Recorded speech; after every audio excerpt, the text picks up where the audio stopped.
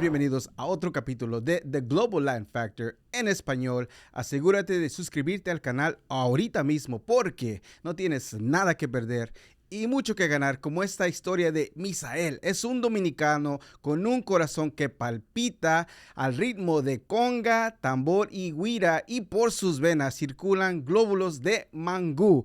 Es un emprendedor y te ayuda a encontrar tu potencial. Y ahora al capítulo. Mi gente está consciente que hay que darle para arriba. Somos un factor global cuando se mi gente está consciente que hay que darle para arriba. Somos un factor global cuando se unen los latinos. Misael, amigo, ¿qué pasó? ¿Cómo estamos? Excelente, gracias por estar aquí, agradecido. No hace mucho tiempo que te conocí y, o sea, nos seguimos topando varias veces. Correcto. Y digo, tenemos que hacer este capítulo porque yo sé que hablas espectacular para empezar. Y yo sé que eso, la persona que está aquí tiene una historia. Y la razón que estás aquí como eres aquí, la manera que te presentas y cómo hablas es por el recorrido que has tenido. Así es que eso es. tenía que tenerte a ti para poder inspirar a la demás gente. Pero antes de que empecemos, vamos a hacer un segmento que me gusta hablar, que me gusta decirle o llamarle, o se llama Preguntas al Chile. Preguntas divertidas, si te gusta esto, te gusta el otro. ¿Estás listo? Adelante, vamos. Varios de estos vas a saber cuáles son. Porque son típicos de la República. ¿Estás listos? Bien. Bueno, excepto esta. ¿Tacos o tortas? Tacos. Estando aquí en Texas, ¿te acostumbraste a los tacos? Sí, estando en Texas me acostumbré a los tacos y también he visitado México varias veces. Oh, wow. Y tuve la oportunidad de... Mi primera vez en México fue a un lugar que se llama Aguascalientes. Uh-huh. Yo pensaba que eran dos palabras, pero es una sola. Una sola. Y la persona que nos llevó tenía una taquería. Y en esa taquería aprendí lo que son los tacos de trompo, los de birra, las diferentes salsas. Entonces ahí como que profundicé un poco más en las diferentes variedades de tacos. Entonces tacos. Y auténtico, literalmente. Correcto. Ahí en donde es nuestra tierra. Yes. ¿Mangú o la bandera dominicana? Wow, es una pregunta difícil porque los dos son buenísimos. Ajá. Pero puedo decir los dos. Ok, si gustas. Los dos. Sin embargo, permíteme agregarle un poco ahí. La bandera dominicana, definitivamente. Y a la vez, un mangú con los 3 golpes. ¿Cuáles son los 3 golpes? Los 3 golpes. Queso, salami y huevo. Wow. Queso frito, salami frito y huevo frito. Entonces una bandera en sí misma dentro de eso, el mangú. Entonces, un mangú con los 3 golpes. Los 3 golpes son queso, salami y huevo. Wow, qué chido. Y para gente que no sabe, que no es de la República, ¿qué es lo que contiene la bandera? La bandera es arroz, habichuela, lo que ustedes le llaman frijoles, y carne. En muchas ocasiones o en la mayoría de los casos, carne de pollo. Te explico por qué se le llama la bandera. La bandera dominicana es tricolor, bien, blanco, rojo y azul. Son 3 colores. Es la única bandera en el mundo que tiene una Biblia en su escudo. Wow. Sí, somos la única bandera en el mundo que tiene una Biblia como parte de la bandera. Entonces, nosotros comemos tanto arroz, habichuela y carne, bien, arroz, frijoles, lo que ustedes llaman frijoles, habichuela para nosotros, y carne, muchas veces carne de pollo. Entonces se repite tanto que ya le llamamos la bandera porque son 3 cosas y 3 colores. Excelente. Ahora, Country Club, merengue o cola real uva. Merengue. Merengue Country Club, claro. ¿Qué son estos? Para gente que no sabe. Son aguas frescas o sodas, como ustedes le quieran llamar. Entonces, el merengue definitivamente tiene un sabor muy único, muy típico. Y, claro, el Country Club de uva también, pero el merengue, en mi caso, yo cojo el merengue. Excelente. Sí. ¿Limonada de coco o jugo de chinola? Chinola. ¿Qué es la chinola? La chinola es el passion fruit. ¿Ya? O parcha, lo que le dicen los puertorriqueños. Sí. Le llaman parcha. La chinola es bastante interesante porque se encuentra en la República Dominicana, pero es un producto australiano. Oh, wow. Viene de Australia. Sí, hay una alta producción de passion fruit en chinola. Es lo que le llaman parcha, chinola, passion fruit, hay varios nombres. Tiene como 5 nombres la misma fruta. Wow. Pero es passion fruit. Passion fruit. Yeah. Excelente. Continuamos. ¿Pastelón de plátano maduro o lasaña dominicana? Pastelón de plátano maduro porque mi esposa hace uno riquísimo. Por eso. Ella cocina la lasaña muy bien también, por cierto, pero el pastelón de plátano maduro, definitivamente. Cuando lo pruebas ese platillo específicamente, Yeah. ¿te lleva directamente a la República? Si está bien hecho, sí. Sí, y tu esposa lo hace sí. exactamente. Mi esposa lo hace. Que, óyeme, lo único que falta es escuchar un gallo cantar. Un gallo cantar. Yeah. Tiene bastante gallos. En República Yo he ido a Dominicana. la República. ¿Eh? Yo he estado en la ¿Has República, estado? Punta, Ok. Punta Cana. Ok. Allá ¿Hace en- cuánto tiempo? Ya tiene como 8 años o Ah, algo bueno. así más o menos. Dentro de esa área donde están los resorts. Bien, sí. Bueno, en la vida cotidiana, una de las cosas en la República Dominicana es que el gallo sirve como una alarma Mm, de despertar. ujú. Porque el gallo canta en la mañana, un crook, right? Un crook, Sí. right? Canta en la mañana y usualmente es al despertar. Entonces, por eso te digo, mi esposa lo cocina tan bien que lo único que hace falta es que cante el gallo. Falta el gallito. Ok, continuamos. Platillo de la República que todo mundo debe probar. ¿Cuál sería? ¿Qué le recomiendas al Sancocho. mundo? Sancocho. Sí. ¿Qué es lo que...? El sancocho es como un beef stew. Ujú. Es un caldo bien grueso y está compuesto por viandas o víveres, no sé si como sweet roots, como Ok. yuca, Sí. papa, yautía. Camote, nosotros tenemos. Camote, correcto. Lo que ustedes le llaman elote, que nosotros le llamamos maíz, el corn. Ujú. Y tiene una variedad de carnes dependiendo tu gusto. En mi caso, que es mi comida favorita, y por cierto, te voy a invitar a que comas un sancocho, pero hecho por mí. Claro. Algo que quizás no sabes ahí es que yo tengo una estufa, una olla y una cuchara que solo se utiliza para cocinar sancocho. ¿Por qué específicamente esa olla y esa cuchara? Porque es lo que yo cocino en mi casa. Ujú. Cuando yo cocino sancocho. Te voy a romper el corazón porque yo no como carne. Si puedes Oh. hacer una opción vegana ¿Vegetariana? vegana. Lo puedo inventar, aunque, Bueno. wow, eso sería casi un sacrilegio decir que se hizo un sancocho Sin meterte en carne. problemas. Sí. Sin meterte en problemas. Si no, está bien. Pero La gracias. comida que toda persona debe probar Ujú. de la República Dominicana, sancocho. Wow. Yeah. Sancocho. Yes. Recomendado. Cuando vas a celebrar, digamos, algo sucede en tu vida que es un logro, que obtuviste una meta, ¿qué es lo que tú prefieres bailar? ¿Cumbia, salsa, merengue, bachata? Yo sé casi la respuesta está entre bachata y salsa, pero a lo mejor me puedes sorprender con algo más. Yo soy merenguero hasta la tambora. Merengue. Mi música favorita para escuchar Ujú, es el merengue. ujú. Y en muchas ocasiones el merengue que no tenga letras. Porque soy Mm. amante del ritmo, El ritmo. merengue. Incluso toco varios instrumentos tropicales, como la güira, la tambora, la conga, que son los instrumentos tropicales de la República Dominicana. Pero me encanta el merengue. Y te voy a compartir algo respecto al merengue. Claro. Tengo un sueño y es que hay un artista dominicano llamado Toño Rosario. Ujú. Es uno de mis favoritos. Yo sueño con algún día contratarlo a él. Mm. Mis amigos saben eso.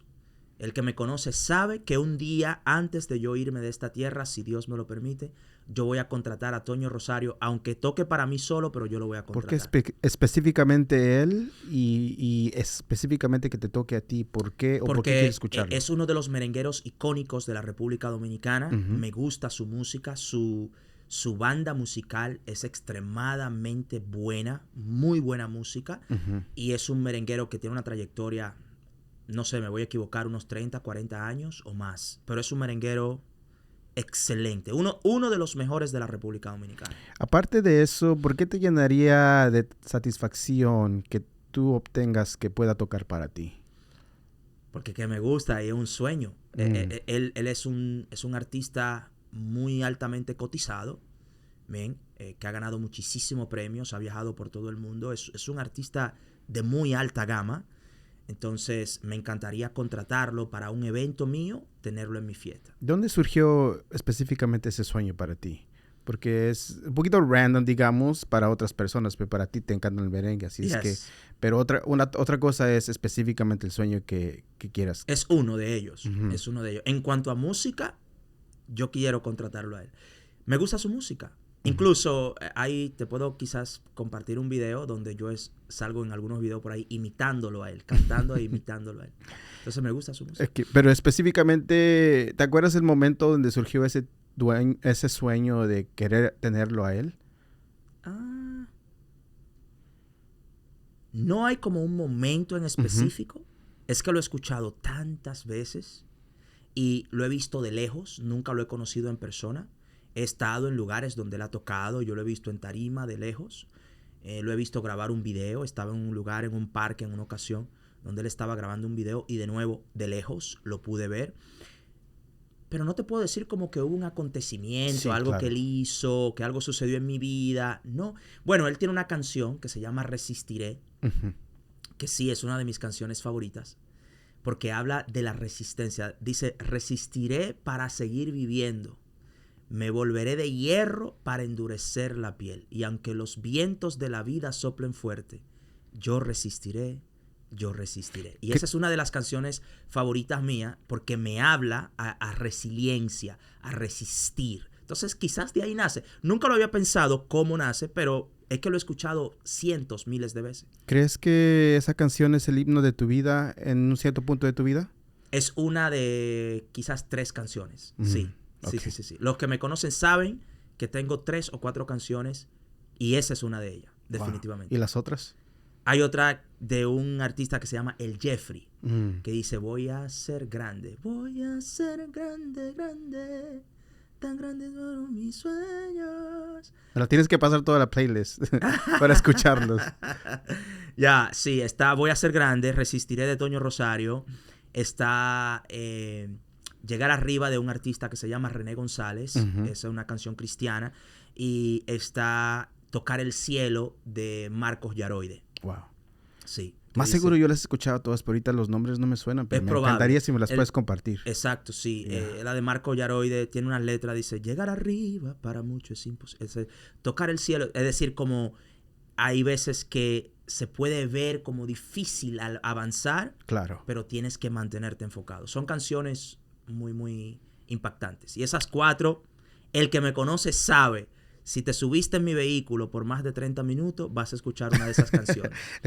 Literalmente, solamente en corto de lo que me has dicho y los títulos son como para empoderar a una 100%. Persona. Yes. Excelente. 100%. Ok, cuando escuchas la palabra latino o latina, ¿qué es la primera cosa que te llega a la mente cuando escuchas esa palabra, latino o latina?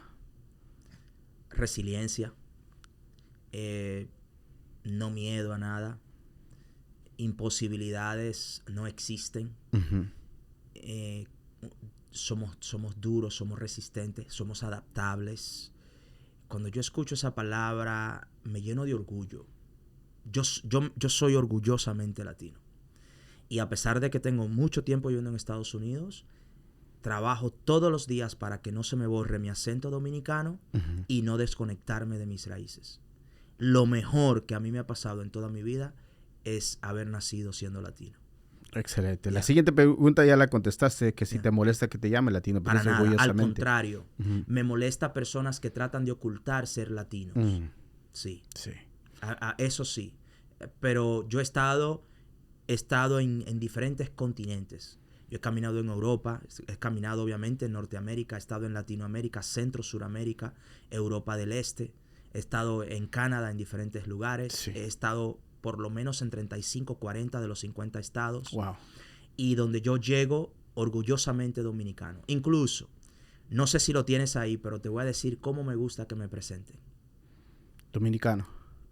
Misael es un dominicano con un corazón que palpita al ritmo de conga, tambora y guira. Y por sus venas circulan glóbulos de mangú. Mangú. Excelente. Así me gusta que me presenten. Aún sea en Japón. Sí. Voy a tener que regresar el disco para poder grabarla y cuando haga la introducción agregar esa parte. Y te lo repito, Misael es un dominicano con un corazón que palpita al ritmo de conga, tambora y guira. Y por sus venas circulan glóbulos de mangú. Excelente. Bien. Me encanta. Entonces, no me molesta que me llamen latino, pero sí me molesta ver personas que tratan de distanciarse de ser latino. ¿Qué crees que hace eso a una persona, su carácter, cuando quieren distanciarse de sus raíces? Miedo, falta de identidad, Ujú, ignorancia, ujú. baja estima, no saben valorar quiénes son, ven su pasado como algo de qué avergonzarse. Ujú. Y para mí es todo lo contrario. Es algo de que yo sentirme orgulloso, de enorgullecerme. Hay algo de ese dicho que dice que tienes que saber de dónde vienes para saber de a dónde vas, ¿verdad? Yes. Y esa es parte de las... Yes, definitivo. Y es mi filosofía de vida. Ujú. No te olvides de dónde vienes, porque si olvidas de dónde vienes, no mereces hacia dónde vas. Mm, Esa es mi filosofía de vida. mm. Yo- Nunca te olvides de dónde tú vienes. Nunca. Porque si yo me olvido de dónde vengo, Claro. el día que alcance aquello que yo digo que quiero alcanzar, me voy a olvidar de dónde estoy hoy. Entonces, si me voy a olvidar de dónde estoy hoy, no me merezco ir a donde quiero ir. No sé si eso tiene sentido. Sí, claro. No te olvides de dónde vienes, porque si olvidas de dónde vienes, no te mereces a donde tú quieres ir. No lo vas a tener por siempre. No, Lo vas a perder. correcto. Mm. Yeah. Ok, me agrada. Ok, vamos a empezar con la historia tuya. Yeah. En la República, Yes. la romana. La romana. Ok. Me acuerdo que en las entrevistas que contaste o que has hecho, hablas de felicidad. Yeah. Llévame, digamos, a las primeras memorias tuyas, 5, 6, 7 años. ¿Qué es lo que tú te acuerdas de la República? ¿Qué era un día cotidiano, ya sea la escuela o X cosa? Yeah. Bueno, 5, 6, 7 años ir a la escuela, sea en la mañana o en la tarde, porque en la República Dominicana, a pesar de que ha cambiado un poco, pero todavía se usa, Ujú. de que hay 2 tandas escolares, matutina, vespertina. Y si tú vas a la escuela en el horario matutino, Ujú. vas de 8 de la mañana a 12 del mediodía. Y si vas en el horario vespertino, que es en la tarde, entonces vas de 2 de la tarde a 6 de la tarde. En cualquiera de los casos, si estudiabas por la mañana, que era mi caso, entonces ibas a la escuela en la mañana y en la tarde tú te pasabas el día entero jugando afuera. Sí. Dependiendo tu edad y el lugar donde vivías, te podías ir a la playa o al río o jugabas afuera hasta que oscureciera y jugabas de todo. Absolutamente de todo. Béisbol con la cabeza de una muñeca, de un Barbie doll, Sí. ¿ok? La amarrábamos en una media, en un sock, ¿ok? Y de eso hacíamos una pelota y con un broomstick, con eso jugábamos béisbol, con un palo de escoba, con eso jugábamos béisbol. Los bottle caps de los big gallons, de los galones grandes, Sí. de eso, de los bebederos, ¿ven? Tomamos bottle caps y con eso jugábamos vitilla. Bien, por eso nosotros somos tan buenos jugando béisbol. Porque imagínate, si yo puedo batear con un broomstick una tapita que es así de flat, Claro. una pelota de béisbol se ve como Gigante. una pelota de playa. Claro. Y nosotros nos pasábamos horas afuera jugando todos los días, jugando el escondite, lo que le llamamos el topao, que es, tag. En República Dominicana tú creces afuera. Mm. Tú vas a tu casa a bañarte, a comer y a dormir. Luego el resto del tiempo afuera en las calles. Así crecí. Ok.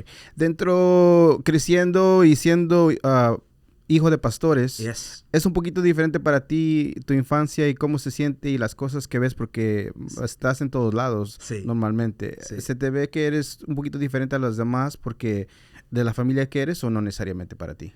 Bueno, sí, porque los hijos de los pastores no son humanos, son extraterrestres. Explícame.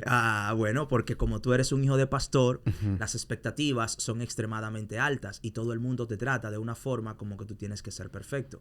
El hijo del pastor no puede cometer un error, no puede decir mentiras, no puede decir una mala palabra, no puede equivocarse, no puede nada, porque automáticamente tú haces algo negativo. ¡Ey! Tú eres el hijo del pastor. Tú eres el hijo del pastor. Entonces tú estás bajo la lupa todo el tiempo y la gente no entiende que tú eres un ser humano igual que cualquier otro. Sin embargo, they hold you up to a standard, te tienen hasta un estándar demasiado alto que lo que hace que pone presión en ti. Entonces, yo crecí bajo presión. Yo crecí bajo la presión de ser el hijo del pastor. Yo crecí bajo la presión de que todo el mundo me estaba mirando, que todo el tiempo estaba siendo juzgado y de que yo no podía equivocarme, no podía hacer nada malo porque todo el mundo decía, tú ves, tú eres el hijo del pastor. Y eso, que tú eres el hijo del pastor. ¿Cuándo es la primera vez que te das cuenta que estás bajo una lupa y que hay expectativas de la manera que tú tienes que actuar porque tu papá es un pastor? ¿Te acuerdas? Sí, desde los 5 o 6 años, 7 años, desde que tengo uso de razón. Yo nací en una familia pastoral. Cuando yo nací, que yo recuerdo que por primera vez empecé a tener raciocinio, yo recuerdo una iglesia, recuerdo a mi padre estando en una iglesia, predicando, mi mamá. Toda mi vida yo estuve en una iglesia. Entonces, desde que yo recuerdo, siempre he sido parte de una familia pastoral. ¿Sabes cómo se sentía eso en ese momento, digamos, dentro de tus sentimientos, tanta presión siendo un niño? Incómodo y al punto, entonces aprendí a ser hipócrita, aprendí a mentir, aprendí a actuar. ¿Por qué? Porque enfrente de mi padre era una cosa, pero enfrente de mis amigos era otra, porque yo quería hacer lo que hace un niño de 8, de 9, 10 años, pero mi padre quería que yo fuera perfecto, un ángel caído del cielo. Y en la iglesia querían que yo fuera un ángel caído del cielo. Yo era un niño de 9, 10 años. Entonces, no me podía comportar como un niño de 9, 10 años, de 8 años, de 11 años, porque no, tú eres el hijo del pastor, tú tienes que ser perfecto, impecable, sin errores, inmutable, totalmente nada de señalar, pero yo quería brincar, saltar, correr, mentir, hablar, lo que sea, como lo hace cualquier otro niño. Travesuras, como hace un Travesuras niño. de un niño. O sea, nada fuera de lo normal, tú sabes, en el esquema, en la perspectiva correcta, un niño de 8, 9, 10 años. Entonces, desde que yo recuerdo, desde mi niñez, empecé a mentir y a comportarme de dos maneras. Una forma en mi casa y otra forma afuera. Oh, excelente. Ya. Wow. Y ya estabas al tanto de todo eso durante esa pequeña edad ya. Claro. Wow. Sí, Wow. claro. Eso se aprende. Oye bien, Crispin, nosotros nacemos, si pudiera dibujarte como nosotros, si tú piensas en dos círculos, bien, el círculo grande siendo nuestra mente consciente y subconsciente, Sí. y un círculo más pequeño siendo nuestro cuerpo. Nuestra mente siempre será más grande que nuestro cuerpo. Cuando nosotros nacemos con nuestra mente subconsciente abierta, desde los 0 hasta los 7 años. Y de los 0 a los 7 años, nuestro entorno empieza a programar nuestra mente subconsciente. Sí. Bien, lo que Joseph Murphy le llama Other Than Conscious Mind. Joseph Murphy, escritor del libro The Biology or The Psychology of Belief, ¿ok? Es un psicólogo, puedes buscar. Entonces, The Biology of Belief, tú aprendes que nuestro entorno, nuestras personas a nuestro lado, empiezan a alimentar, bien, con información, con acciones, con imágenes, con sonidos, con comportamiento, empiezan a programar nuestra mente subconsciente. A la edad de 7 años, esa mente subconsciente se sella. Y luego de ahí en adelante, nosotros empezamos a tener lo que es raciocinio y empezamos a vivir desde nuestro awareness, desde nuestra conciencia. Sí. Bien, pero ¿qué pasa? Hay algo que se llama Other Than Conscious Mind. Es decir, nuestra mente subconsciente que dirige una gran parte de nuestra vida. Y hoy tú y yo, a menos que hayamos vivido un proceso fuerte de transformación, existe una alta probabilidad de que hoy tú y yo, 95% de nuestra vida es dirigida por algo que nosotros aprendimos antes de los 7 años. Sí. Lo que te quiero decir es que ese comportamiento que te describí se aprende muy temprano. Muy temprano. Los hijos de adictos se vuelven psicólogos a los 6 y a los 7 años. Aprenden cuando su padre está borracho o no, con solo escuchar el sonido de una taza. Si la puso con cierta fuerza, hay problema. Cómo tiran las llaves, cómo abren las puertas, cómo son sus pisadas. Los niños aprenden a identificar eso. Son a esponjas. Muy temprana edad. A los 6 años, un niño sabe distinguir tu mirada en una manera que tú ni te lo imaginas, porque es una programación. Expande la parte que dijiste que tuviste que tener un tipo de transformación para salir de eso y romper esos 7 años que tuviste que literalmente ya dictan tu vida, digamos. Obviamente, adopta un comportamiento para satisfacer a una audiencia. Esa audiencia podía cambiar, podía ser un amigo, Podía ser mi padre, podía ser una persona en la iglesia, podía ser un amigo de mi padre que me iba a delatar con mi padre porque yo hice o dije tal cosa. Podía ser un maestro, una maestra, un vecino, un tío, un primo, un sobrino, etcétera. ¿De acuerdo? Entonces, cuando yo empiezo ya a encontrarme conmigo mismo y a tener un poco de poder de tomar decisiones, entonces yo me doy cuenta de que aquello que yo creía no es realmente lo que es. Entonces allí yo tengo dos opciones. Yo puedo seguir creyendo o yo puedo desafiar las convicciones de mis creencias. Yo puedo desafiar la veracidad de aquello que yo creo. Okay. Bien. Sí. Entonces, tuve que reprogramarme. Tuve que empezar a sacar de mi mente y decir, ¿sabes qué? Mi mamá o mi papá, mi tío, mi sobrino, mi tío, el primo, quien fuera, Claro. me enseñó esto, pero hoy yo sé que eso no es real. Entonces yo debo reprogramar, cambiar mi mentalidad. Bien, que yo sé que tal vez eso viene por ahí. No, excelente. Bien. Ok.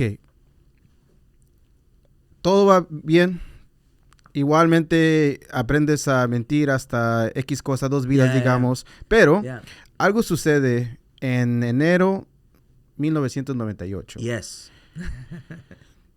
¿Qué exactamente? No quiero que me digas qué sucede, porque en otras entrevistas ya lo has hablado. Pero teniendo casi 12 o 12 años más o menos, teniendo cambios físicos, hormonas, diferentes cosas, ¿cómo es que recibes eso? Sabiendo que siempre tú tienes que ser el hijo del pastor, que tienes que hacer bien recto con las reglas, y ahora te llega esta noticia de que algo está pasando con tu papá. Correcto. ¿Cómo lo recibo? Mal. Una muy mala actitud de mi parte. Pero estamos hablando de golpes, de gritos, de rebeldía, de crímenes, de exageradamente, ¿o cómo te controlas? Más rebeldía. No gritos, no golpe, más rebeldía, más enojo, un sentimiento de abandono, un sentimiento de traición, un sentimiento de tal vez impotencia. Y eso es algo que yo te puedo explicar ahora. Si tú y yo nos sentamos, para serte específico, enero 20, 1998, yo no te puedo responder en la forma que te estoy respondiendo ahora. Mi respuesta es el producto de mucho crecimiento, mucha exploración personal y cambio de conciencia. ¿De acuerdo? Claro. Pero si me llevas al 1998, yo no te puedo dar ni el 1% de lo que te estoy dando ahora. Soy un niño de 12 años que acaba de llegar de la escuela en la tarde porque trabajaba en mi casa por la mañana. Y cuando digo trabajaba en mi casa, es que yo cocinaba para mi familia. Mi madre trabajaba en una maquiladora, para que lo entiendas. En la República Dominicana le llamamos zona franca. Yo trabajaba en una maquiladora de 7 de la mañana hasta horas de la tarde y a veces hasta horas de la noche. Y yo con 12, 13, con 11 años, yo era el responsable de cocinar en mi casa. Yo cocinaba en mi casa, servía la comida para mis hermanos, luego me arreglaba y me iba a la escuela. Entonces, cuando yo llego a mi casa y me encuentro con la noticia de que ya mi padre no va a estar con nosotros, yo me siento traicionado porque, óyeme, yo vengo, no sé si va a entender esto, pero vengo cogiendo toda esta lucha, tanto trabajo, sacrificándome, y ahora mi papá me dice que se va. Rebeldía. Me dolió. Abandono. Traición. Impotencia. ¿Y cuando sabes la razón, por qué entiendes qué está pasando, qué fue, o no necesariamente? No, en todavía? ese momento me di cuenta de la razón años después. Muchos años después. Ya era adulto. Sí. Pero en el momento no tenía 100% claro por qué sucedió. Dijiste algo muy interesante dentro de una de las entrevistas que hiciste, que no ibas a ser como tu papá. Correcto. Y varios de nosotros decimos lo mismo, pero esos 7 años que ya tuvimos viendo las cosas, subconsciente que ni sabemos que nos está dirigiendo la vida, a veces llegamos a ser como nuestros papás. Igual. ¿Cómo es que evita hacer eso? ¿O si tuviste un tipo de temporada donde te diste cuenta que estabas en ese camino como él y te diste cuenta y despertaste y te alineaste a que no ibas a ser como él? No tuve una temporada y no tuve muchos comportamientos, pero sí tuve un acto contra mi hijo. ¿Me puedes explicar un poquito si está bien? Sí. Para otra gente que posiblemente sí, no mira, se dé cuenta que pasa de esas cosas. Sí, y hace como unos 5 años, Ujú. 5 o 6 años, Ujú. yo golpeé a mi hijo Mm. en la cara. La única vez que lo he golpeado. Y es como que lo hice y me arrepentí. Mm. Porque lo hice y al instante, al segundo me arrepentí. Y le pedí perdón. Y salí con él, duramos como 3 horas en un parqueo. Recuerdo un parqueo de Walmart, Ujú. sentado en el carro hablando. Y lloré con él. Le pedí perdón. Mi hijo tenía como 10 años. Y le expliqué el por qué lo que yo hice estaba mal hecho. Y le expliqué el por qué me sentía tan arrepentido. Mi papá me pegaba con frecuencia en la cara. Mm. Delante de mis amigos. Con 10 años, con 11 años. Si tú querías hacerme una maldad, lo único que tenías que hacer era decirle a mi papá, Misael dijo o hizo tal cosa. Y automáticamente mi padre, sin preguntar, salía a buscarnos. Y en muchas ocasiones nos golpeaba en la cara. Importante esto, porque si lo dejamos ahí, estoy pintando muy mal a mi papá. Como un villano, digamos, ¿verdad? Sí. Hoy mi papá y yo tenemos una muy buena relación. Nos llevamos muy bien, somos amigos. Pasamos tiempo juntos cuando yo voy a la República Dominicana. Él todavía vive en la República Dominicana. Salimos juntos. Nos hemos pedido perdón ambos, mutuamente. Mi padre, yo he llegado a entender que él me daba lo mejor que podía desde su nivel de conciencia. Ujú. Y tristemente ese comportamiento, yo estoy seguro que él hoy, entendiendo lo que entiende y sabiendo lo que sabe, estoy seguro que no lo haría. Sin embargo, Más seguro él lo vivió también, ¿verdad? O cerca, a algo eso cercano. voy. Ujú. Sin embargo, debemos entender que probablemente esa fue su crianza. Ujú. Bien, Sí. familia de campo, con poca educación académica, trabajando desde muy joven. Y mi padre crece sin padre. Porque mi abuelo, el padre de mi padre, murió cuando mi papá tenía 5 años. Y mi abuela nunca más se volvió a casar. Mi padre crece con una madre soltera. Y quién sabe todo lo que él tuvo que vivir para poder crecer. Ujú. Entonces, cuando digo de que mi papá me golpeaba, es cierto, me golpeaba. Pero no lo digo con el objetivo de sacrificarlo o de tirarlo debajo del bus, como decimos, Ujú. sino de que esa es mi historia, esa es la realidad. Entonces yo tuve un acto con mi hijo. Sí. Wow. Excelente. Gracias por compartir, porque a veces cuando estamos creciendo, cuando tenemos un poquito más conciencia, cuando uno quiere no ser igual como su papá, digamos, como dijiste, con la manera que ellos crecieron, con todas las cosas que tienen, con la manera de educación y todo lo demás, y uno a veces dice que no quiere ser como él, Yeah. pero igualmente todo eso, si no empiezas a sentir conciencia por la razón, ¿por qué? Entonces, ¿cómo es que puedes cambiar? Si no rompes la cadena de todas las cosas y de la manera que ellos vivieron y los abuelos, Sí. y ahora tú puedes crear tu propia historia y tu nueva historia. Correcto. Con tus hijos. Sí, y es importante entender algo aquí. Ujú. Yo no vivo diciendo, no quiero ser como mi papá. Ujú. Yo no pienso en eso. Yo vivo enfocado en quién yo quiero ser. Ujú. ¿Por qué? Si yo me enfoco en lo que yo no quiero ser, le doy vida a lo que yo no quiero ser. En lo que tú te enfocas se multiplica. Resist, persist. ¿De acuerdo? Ujú. Entonces, si yo vivo toda mi vida diciendo, no quiero esto, no quiero esto, no quiero esto, ¿sabe lo que yo le estoy diciendo a mi cerebro? Que lo Produce quieres. eso. Ujú. Porque mi cerebro no escucha el no. Simplemente escucha el quiero. ¿De Quiero. acuerdo? Entonces, si yo me enfoco en lo que no quiero, eso atraigo. Entonces, yo no pienso en absolutamente nada. Yo no pierdo mi sueño pensando en mi padre. Desde esa perspectiva, jamás. Yo sí paso mucho tiempo pensando en lo que voy a crear, no en lo que no quiero. ¿Cuándo llegó ese cambio? Porque en un momento dijiste que no querías ser como él Ajá. y el lenguaje cambió. Ya. ¿Cuándo es que cambió? ¿Cuándo es que dijiste que tenías que enfocarte más en lo que querías atraer, lo que querías hacer en lugar de enfocarte en lo que... Sí, mira, ese cambio llega cuando empiezo a hacerme consciente de mi potencial. Cuando empiezo a entender lo que realmente es potencial.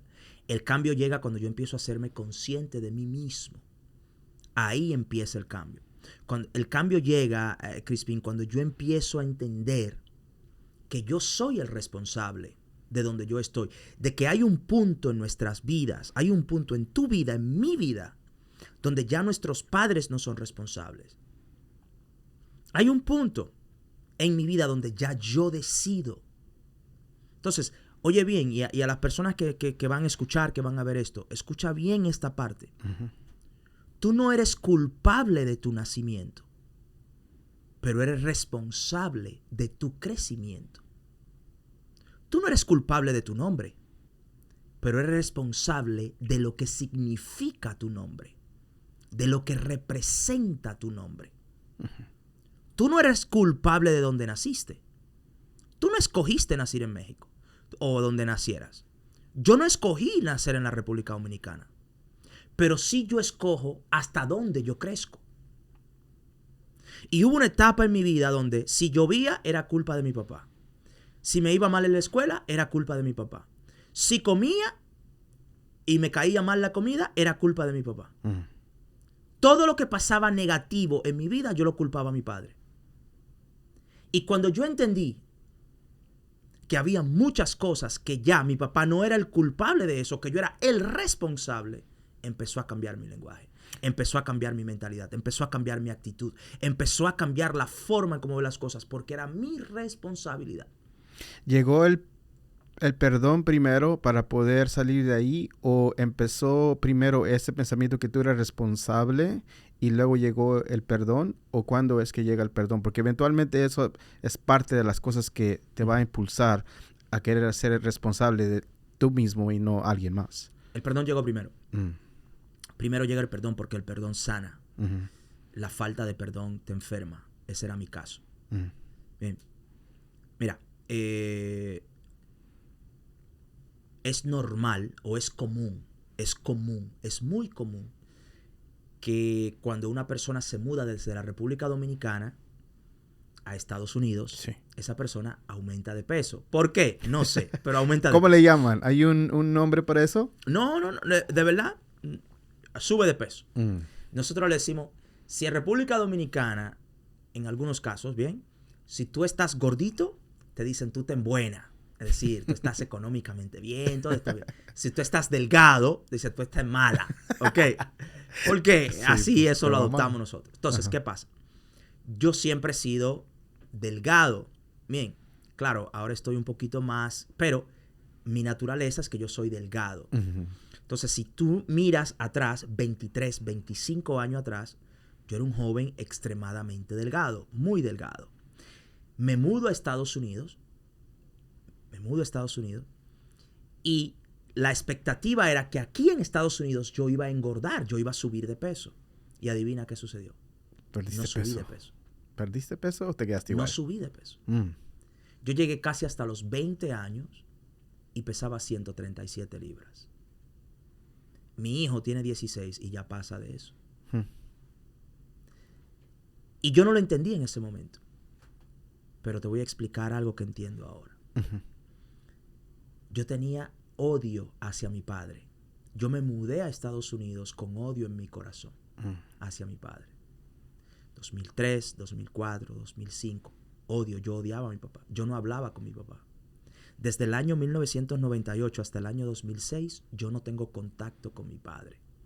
Cero. Por teléfono, nada.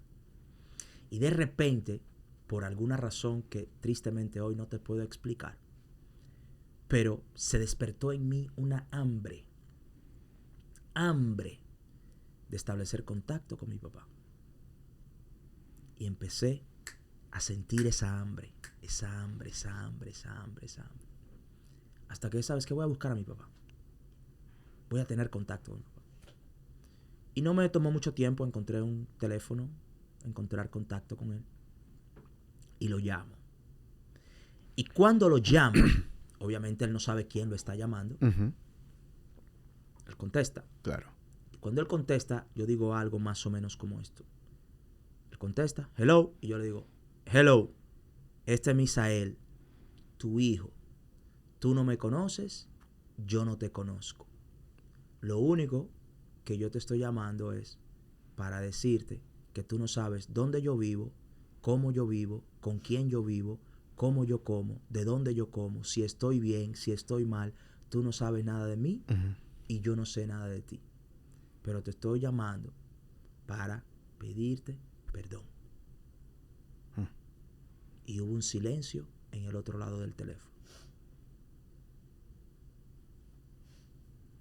¿Qué se sintió? ¿Cómo se sintió? Decir Después- esas palabras en el teléfono. Ya, después de un rato de silencio, él también me pidió perdón, me dijo algunas cosas. Y yo me sentí como que me quitaron este edificio Ujú. de arriba. Como que me lo quitaron el edificio de arriba.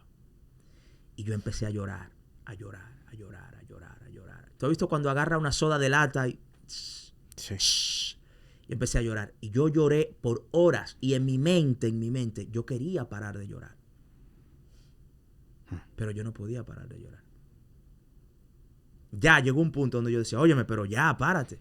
Y yo no podía parar de llorar. Alguien, un doctor, psicólogo, alguien que me explique cómo se llama eso. Yeah. Todavía no le he puesto un nombre. Pero yo, literal, yo quería parar de llorar, pero no podía parar de llorar.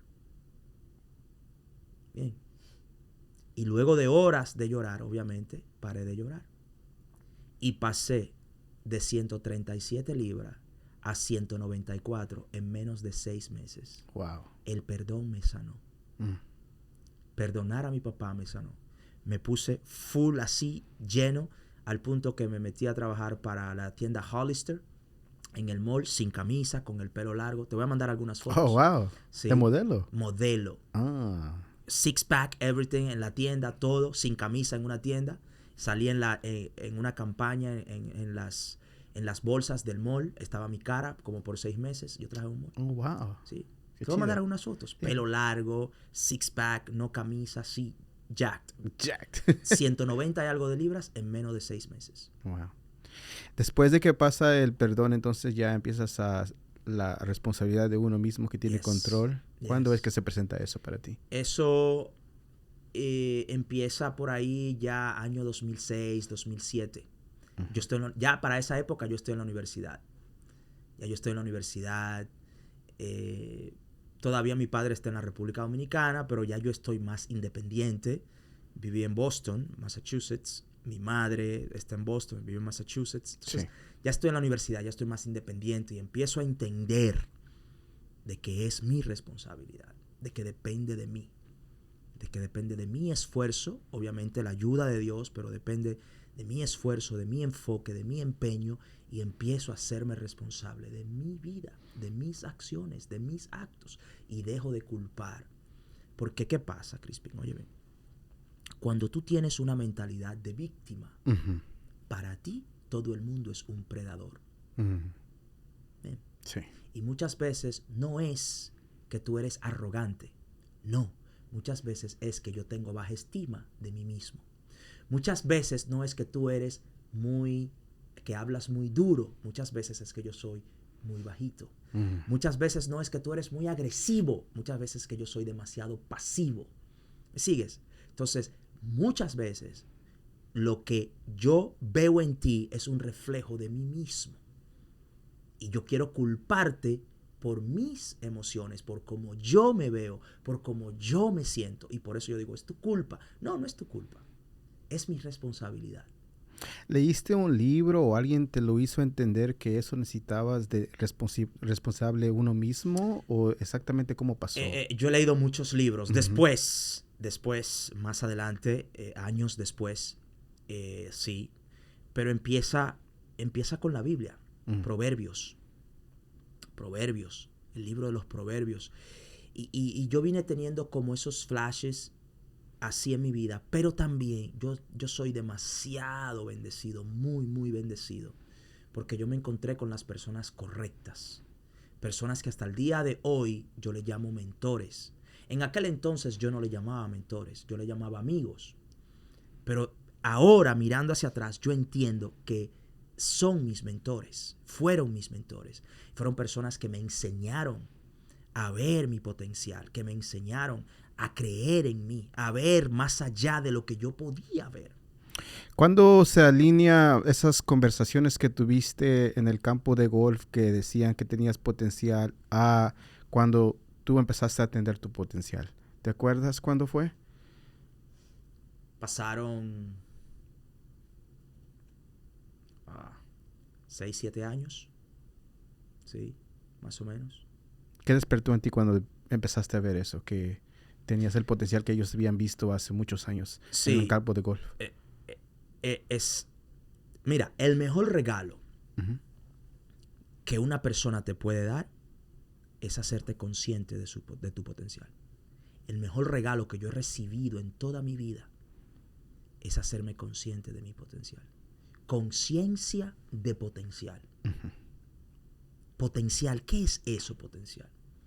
Es todo lo que yo puedo ser, todo lo que yo puedo hacer y todo lo que yo puedo tener que todavía no soy, que todavía no hago y que todavía no tengo. Eso es potencial. Y muchas veces nuestro potencial, otras personas lo ven primero que nosotros. Muchas veces otros van a ver tu potencial primero que tú lo veas. Y fue ese señor Mark Kissel, una persona hasta el día de hoy somos muy amigos. Yo bromeando le digo a mis amigos, ese es mi papá rico. ¿Okay? Mark Kissel, yo siendo su caddy en la República Dominicana, cargando sus palos de golf, limpiando sus palos de golf. Un día él me miró a la cara y me dijo, Misael, tú eres más que un caddy. Tú puedes dar más que un caddy. Y si algún día tú llegas a los Estados Unidos, nosotros te vamos a ayudar con la universidad, porque tú tienes mucho potencial. ¿Qué sintió escuchar eso en ese entonces? Nada. Yo no sabía lo que él me estaba diciendo. Él pudo habérmelo dicho en chino. Nada se movió dentro de ti. No, yo no sabía lo que él me estaba diciendo.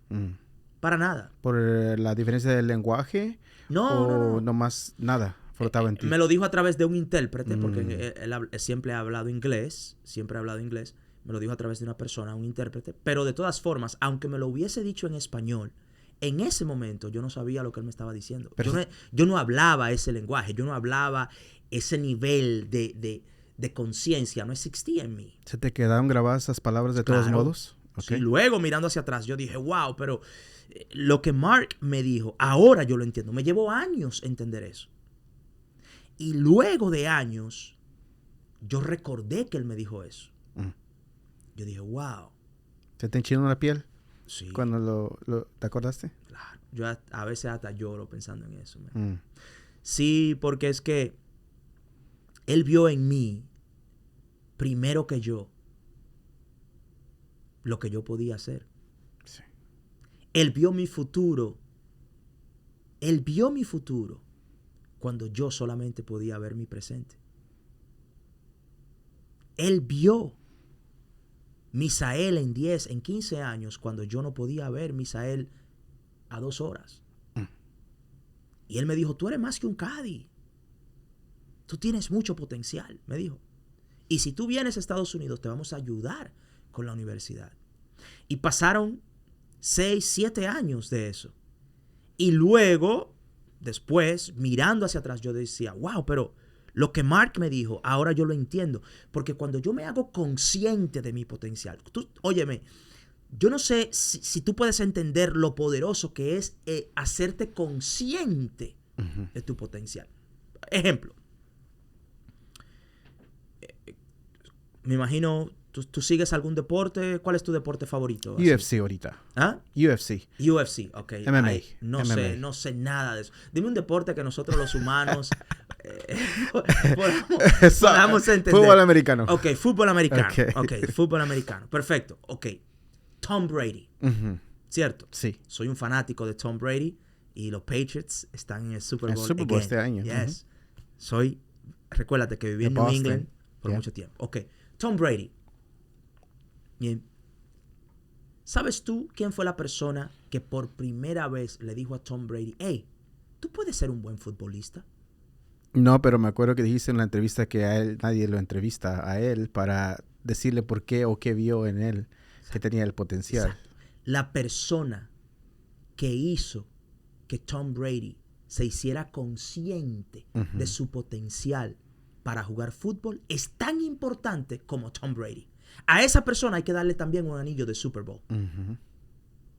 Lo mejor que una persona te puede dar es hacerte consciente de lo que tú puedes ser. Eso es conciencia de potencial. ¿Tú te imaginas que yo te pueda quitar la venda de los ojos y mostrarte quién tú puedes ser en el 2030? Mostrarte quién tú puedes, lo que tú puedes tener en el 2035. Hacerte consciente de lo que tú puedes llegar a alcanzar en el 2040. Eso es conciencia de potencial. A mí me hicieron ese regalo. A mí me regalaron eso, porque entonces cuando tú te haces consciente de potencial, cambian tus pensamientos, cambia tu comportamiento, cambia tu idioma, cambia tu entorno, cambia la forma en cómo tú te tratas a ti mismo, cómo tú hablas de ti mismo. Todo eso cambia. ¿Por qué? Porque yo estoy consciente y ya yo no me muevo de acuerdo a mis condiciones y circunstancias actuales. Yo me muevo de acuerdo a las condiciones y circunstancias que yo veo en el futuro emergente, en lo que yo puedo ser, en lo que yo puedo hacer, en lo que yo puedo tener. Ya yo no estoy alimentando a Misael de ahora. Yo estoy alimentando a Misael del 2028, del 2030, del 2035. Por eso, la persona más peligrosa en el mundo es la persona que está consciente de su potencial. Para esas personas que pudieron identificar ese tipo de lo que tenía alguien, el potencial, ¿es un don o es palabras que uno le dice o tú puedes identificar a otras personas que tienen potencial que o literalmente sabiendo que el poder humano es ilimitado si te llegas a percatar que eres ilimitado? Ya. Sí. O sea, y es a lo que me dedico hoy. O sea, parte de lo que me dedico hoy es a quitar vendas, a remover vendas y a mostrarle a la gente el potencial que tienen. Hacer ese regalo. Yo me dedico a hacer ese regalo, a hacerte consciente de tu potencial. ¿De acuerdo? De que tu potencial humano es ilimitado, es infinito. Tu crecimiento no tiene límites. Lo único que detiene tu crecimiento es que tú mueras. Eso es lo único que lo detiene.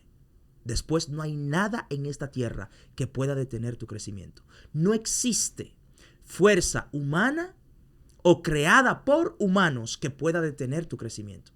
No existe. No hay nada más poderoso que el crecimiento humano, que el potencial humano, si tú te haces consciente de eso. ¿Cuándo decides que eso es lo que te quieres enfocar para dar, digamos, hasta un regalo a las personas para que puedan ver eso dentro de ellos? Cuando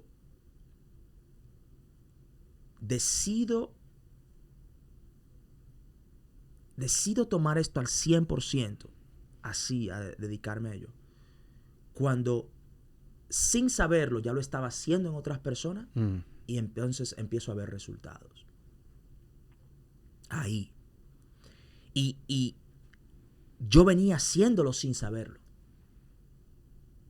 Porque personas siempre han venido a mí a hacer preguntas, etcétera. Siempre he tenido como ese don. Y cuando me doy cuenta, cuando abro mis ojos y digo, wow, me hago consciente de que sin saber estoy impactando vidas, entonces paso de solamente hacerme consciente a aplicar algo que se llama intencionalidad. ¿De acuerdo? Ya lo hago de manera intencional, a postas, a propósito, con planificación. Entonces, en el momento que veo cambios en mi vida, porque ¿qué pasa? Mira qué pasa, Crispy. Cuando tú sabes que puedes, saber que puedes aumenta el deseo de hacer.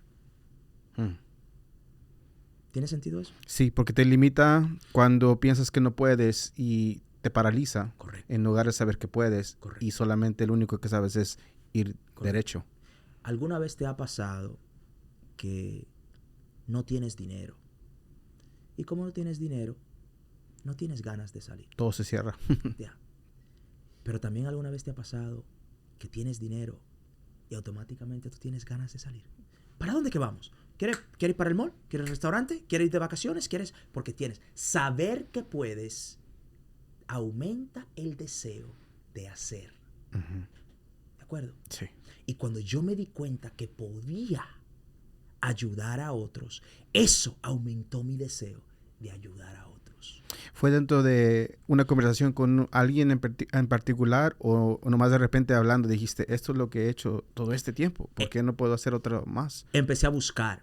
Ya viene mi tiempo de graduarme de la universidad, estoy buscando trabajo, quiero crecer dentro de una empresa, hacerme manager, etcétera, etcétera, etcétera. Y en esa búsqueda de mejorarme, de aumentar, etcétera, recuerdo cosas que me han pasado, lo que me dijo Mark, empiezo a estudiar, empiezo a buscar, y en ese proceso de búsqueda, de investigación, se me empieza a prender la luz, la lámpara, empiezo a ver de que, wow, yo puedo alcanzar más, yo puedo ser más, yo puedo tener más. Ahí empiezo, esa conciencia empieza a abrirse, empieza a expandirse. Bien, ¿por qué? Lo que te dije ahorita, en lo que tú te enfocas, se multiplica. Sí. Yeah. Okay, digamos, ¿qué exactamente llegó a que Mark se comprometiera a que te iba a pagar en la escuela? ¿Le iba bien en la vida, en los negocios, Mark, para poder dar el dinero para los estudios? ¿O qué exactamente era su plan para ti después de que tú te graduaras? ¿Había un pago que tenías que pagar eventualmente, trabajar con él o X cosa o no necesariamente? Bueno, gracias a Dios, Mark, su familia, toda la familia Kissel, la señora Paulina, que le decimos de cariño Poli o Popo, como sea, no, nunca me han exigido que yo les retorne nada. Yo creo, y se lo he dicho a ellos, y lo digo en mi libro, mi forma de pagarles a ellos es crecer lo más que pueda y producir el mayor resultado posible. Esa ha sido mi manera de crecer. Mark es una persona muy exitosa. Él estableció 2 compañías, fundó 2 compañías. Una de ellas hacía muchos negocios aquí en la ciudad de Dallas específicamente, con la familia de Tremor Crow, en el mundo de la construcción. Me imagino que conoces esos nombres, apellidos. Más seguro los he visto. Son de los developers más grandes que hay, que desarrollan cientos de miles de square footage de construcción, hasta millón de square footage de construcción, moles residenciales o high-rise residentials o commercial, etc. Entonces, él estableció una de las compañías más populares que él estableció, se llama Groban Ellis. Esa empresa él la inició con unos asociados, Groban Ellis and Associates, y luego hace un tiempo ya la vendieron. Ya yo los conocía cuando la vendieron, pero la vendieron creo que valorada en $900 millones. Entonces, Mark es una persona muy, muy exitosa. Desde los años 80, 90, en los 2000, temprano, todo. Entonces, hoy él tiene 86 años, 85, 86 años. Pero yo llevo 25, 26 años conociéndolo. Y desde que lo conozco ya él ha estado semi-retirado. Porque acumuló una gran fortuna muy temprano en su vida, los 40, 50. Y ha sido muy exitoso desde que yo lo conozco. Lo conozco en el año 2000, siendo su caddy en la República Dominicana.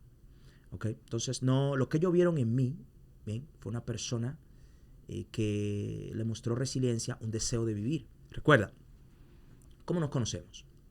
Yo soy caddy en la República Dominicana. El caddy es la persona que carga el bolso del golfista.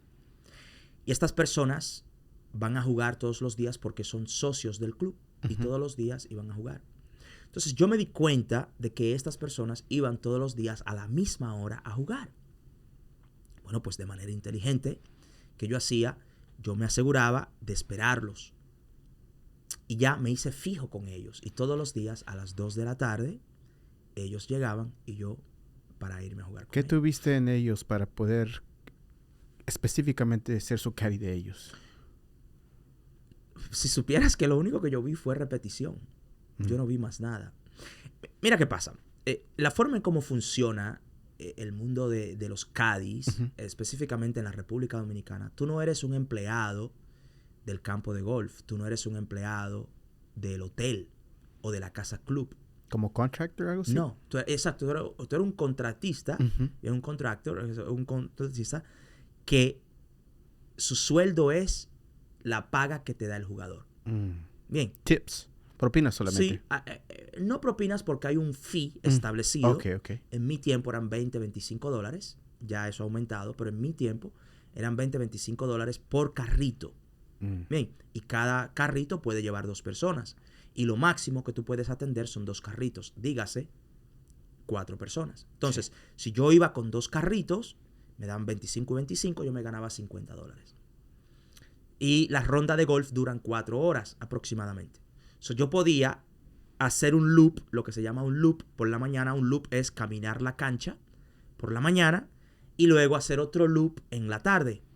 So, yo podía hacer 2 loops al día. Entonces, ¿qué yo vi en ellos? Yo vi en ellos que estas personas, yo dije, óyeme, ellos son dueños de casa porque hay personas que viven allí. Sí. Ellos son dueños de casa y vienen desde octubre hasta abril. Wow. Bien, se quedan todo el invierno. Desde que yo lo conozco es así. En el invierno viven en la República Dominicana. En el verano viven en un lugar que se llama Cape Cod, Massachusetts. Fríísimo. ¿Ok? Ya. Sí, Por eso pero en se el van. verano se quedaban Ujú. en Massachusetts y en el invierno se iban a República Dominicana. Es decir, nunca estaban en el frío. Entonces yo dije, oye, ven acá. Esta gente viene en octubre y se va en abril. Son 6, 7 meses corridos. Los demás caddies, la mayoría, no le gustaba trabajar con ellos porque ellos no daban buenas propinas. Ellos solamente pagaban la tarifa básica. Pero ¿qué pasa? La tarifa básica todos los días por 7 meses hace mucho. Se Sí. acumula. Bien, si yo te doy $25 todos los días por 7 meses, eso es un buen dinero Ujú. para un joven que vive en la República Dominicana. Y consistentemente. Y sin consistente. fallo. Ujú. Bien, entonces, ¿qué yo dije? Yo, no, esta gente, yo me voy a quedar fijo con ellos todos los días a las 2 de la tarde. Yo voy a venir temprano por la mañana, voy a trabajar, voy a buscar lo que yo pueda conseguir y yo sé que yo tengo $25 fijos todos los días por la tarde.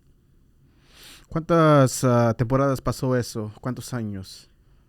Como unos 3 años. 3 años. Ya, Tú fijo. eras el caddy. Ya te buscaban. Sí, ya. Ya cuando ellos llegaban, los demás caddy me llamaban. Misael, los señores están aquí. Ya todo el mundo sabía que nosotros, esas son mi gente. Ujú. Tú tienes gente, esas son mi gente. Ya cuando ellos llegaban, no, esas son la gente de Misael. Misael. Ya. ¿Por qué el caddy? ¿Porque es lo que hay de trabajo en la República o no hay otro tipo de trabajo ahí en los resorts Sí. de diferentes cosas? ¿Pero por qué caddy? Para nada. Mira, caddy yo creo que es uno de los trabajos más escasos que hay en la República Dominicana. Llegar a ser caddy fue para mí tal vez un total accidente, si tú lo quieres ver así, o una bendición de Dios. ¿Por qué? En mi familia, ni antes ni después de mí, nadie juega golf. En mi familia, ni antes ni después de mí, nadie trabaja en un campo de golf. En mi familia, ni antes ni después de mí, nadie trabaja en casa de campo, que era donde yo trabajaba. En mi familia, ni antes ni después de mí, nadie sabe lo que es golf. ¿Cómo yo termino en un campo de golf? ¿Cómo yo termino en casa de campo? Un amigo de un tío trabajaba en ese campo de golf.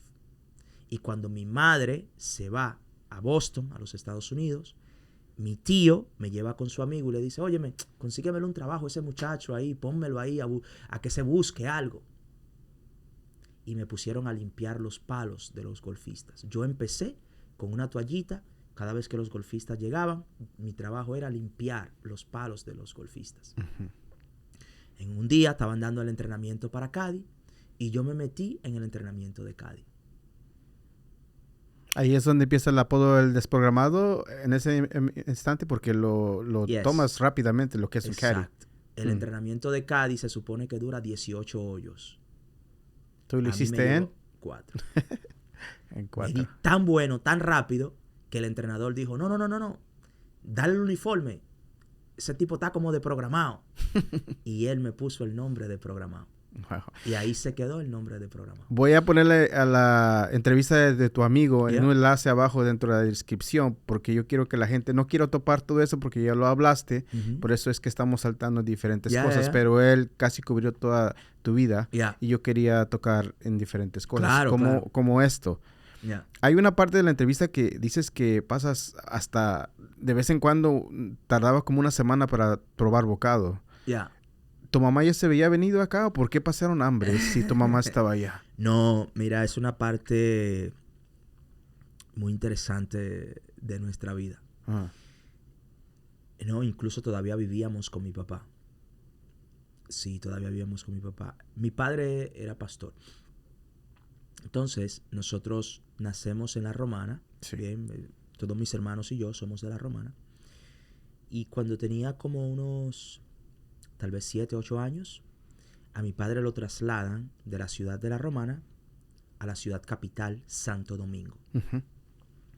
Los pastores ya no es tan común, pero en aquel entonces era sí muy común que movieran mucho a los pastores en diferentes ciudades, dependiendo. Y mi papá era muy bueno.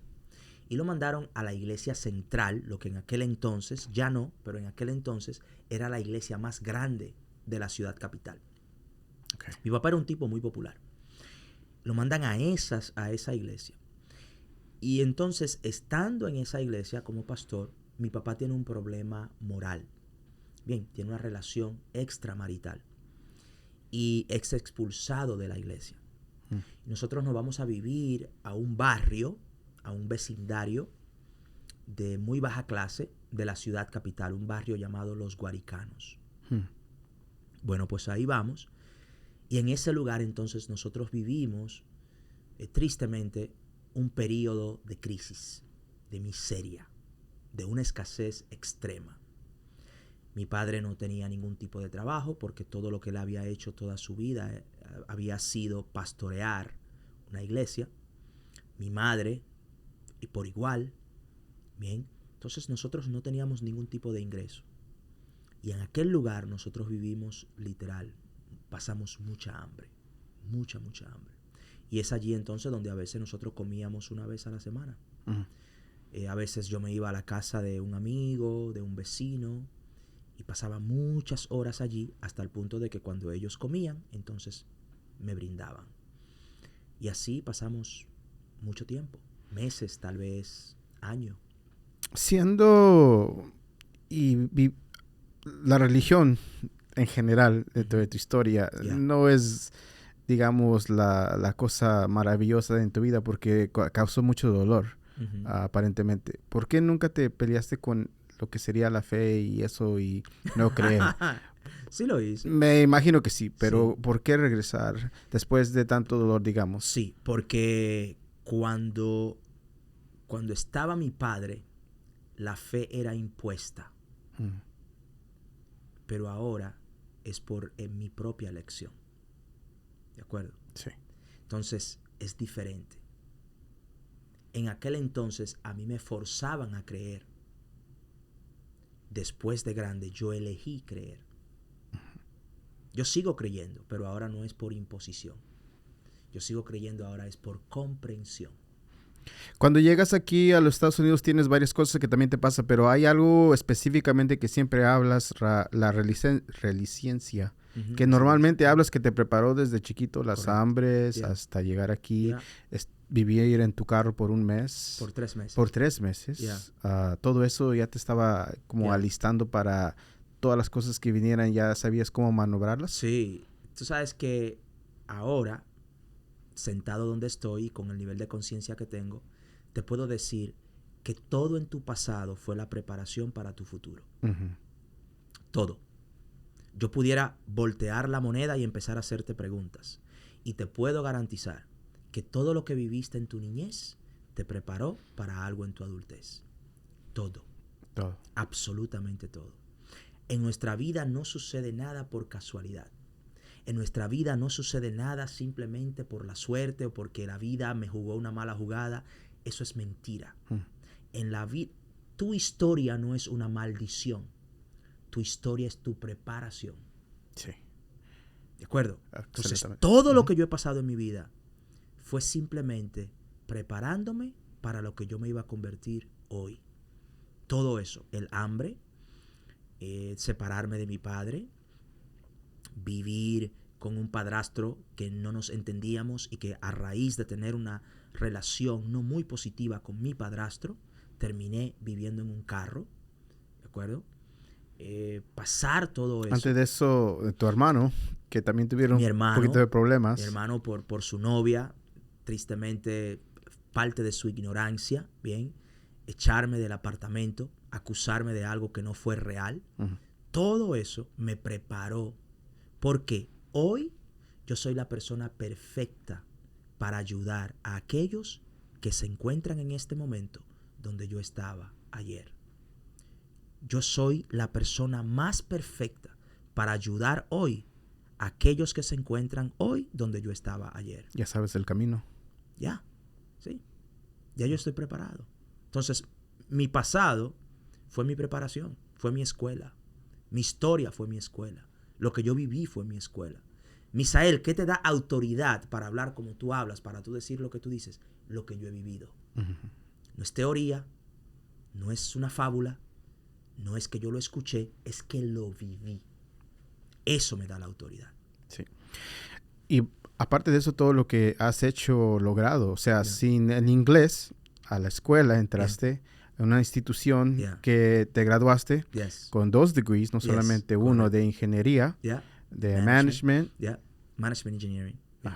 Okay. Lo más difícil fue el inglés. Una de las más Una de las difíciles. más difíciles. ¿Cuál es la otra cosa más difícil aparte? Creer que podía hacerlo.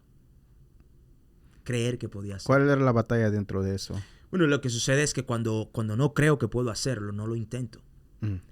Si tú crees, tú actúas. Si tú no crees, te estancas.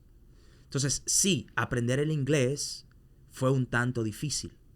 Sin embargo, se hace más difícil cuando yo no creo que puedo aprenderlo. El bloqueo mental. El bloqueo mental. Correcto. Entonces, en el instante que yo creo que puedo hacerlo, creer me mueve a actuar.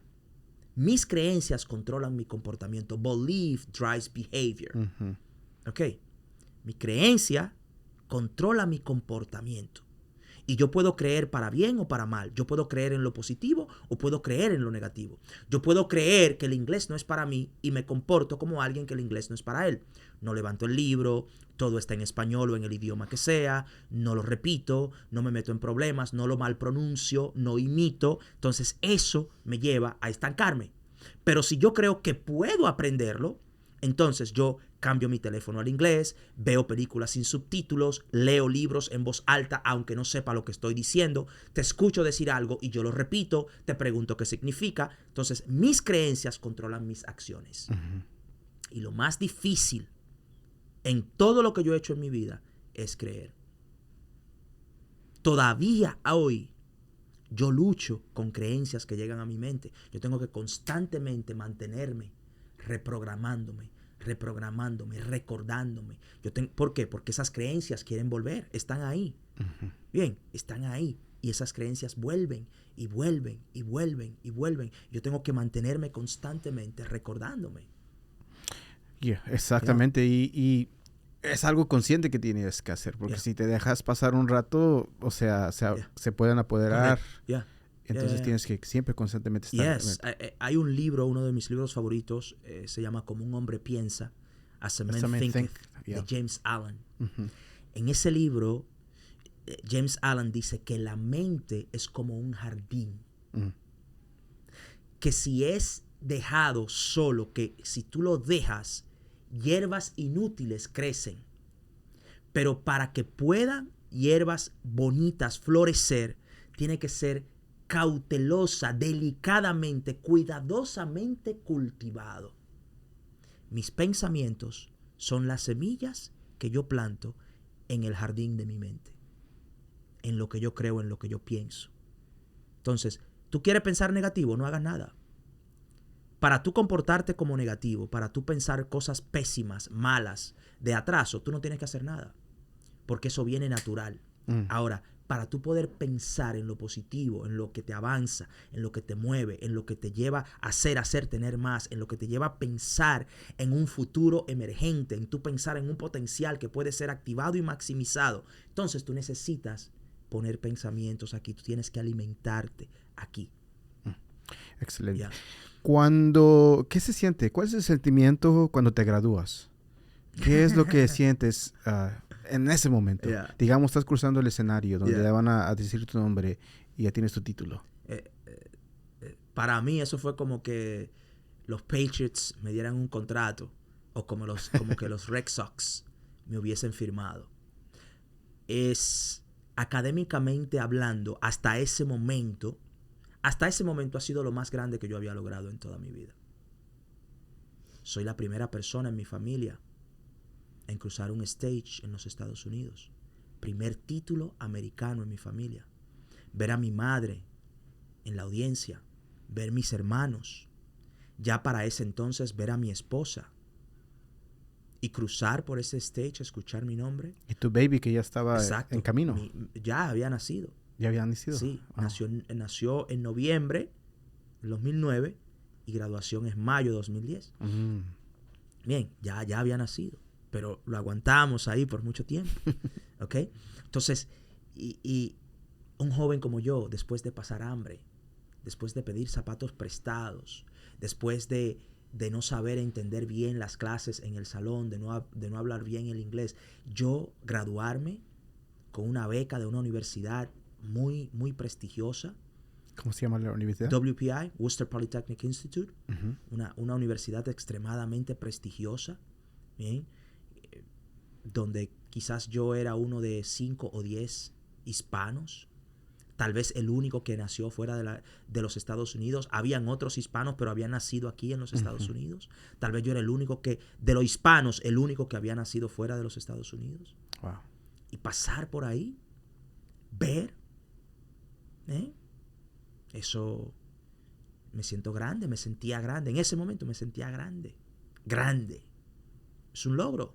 Es un sueño hecho realidad. Yeah.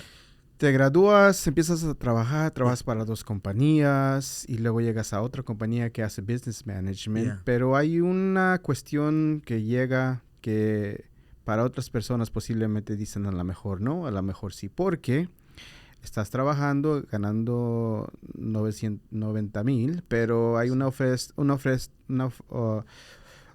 te ofrecen Yeah. casi $500,000 para el año Yeah. que ganar, Yeah. pero tienes que hacer algo que es posiblemente no moral. Correcto. Yeah. ¿Qué tan difícil es decir no al dinero y en lugar de eso renunciar e irte y buscar otras oportunidades? Mira, decirle no al dinero en otra ocasión hubiese sido difícil. Pero en ese momento fue extremadamente fácil. ¿Sabes por qué? Porque cuando tú sabes lo que tú no haces, es fácil decir que no. Por eso. Cuando tú sabes lo que tú no haces, es fácil decir que no. Si yo te ofreciera un cigarrillo ahora mismo, yo te diría, Crispin, ¿quieres uno? ¿Qué tú vas a decir? No. No. Tú tienes que pensarlo eso. No. Tú me preguntarías, ¿qué marca es? ¿Es Marlboro? ¿Es el long o es el short? ¿Es el menthol? ¿Ah? Tú no me vas a preguntar nada de eso. ¿Por qué? ¿Por qué? Que sé que no quiero fumar. Porque tú no fumas. No fumo. Cuando tú sabes lo que tú no haces, es fácil decir que no. Entonces, quizás en otra ocasión, en otro contexto, tal vez hubiese sido difícil decirle que no al dinero. Pero en ese contexto, es extremadamente fácil decir que no.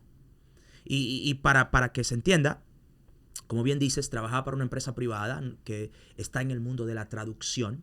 Específicamente nosotros desarrollamos el software para traducción profesional, tanto como para los vehículos, para los teléfonos y en el mundo de los seguros específicamente.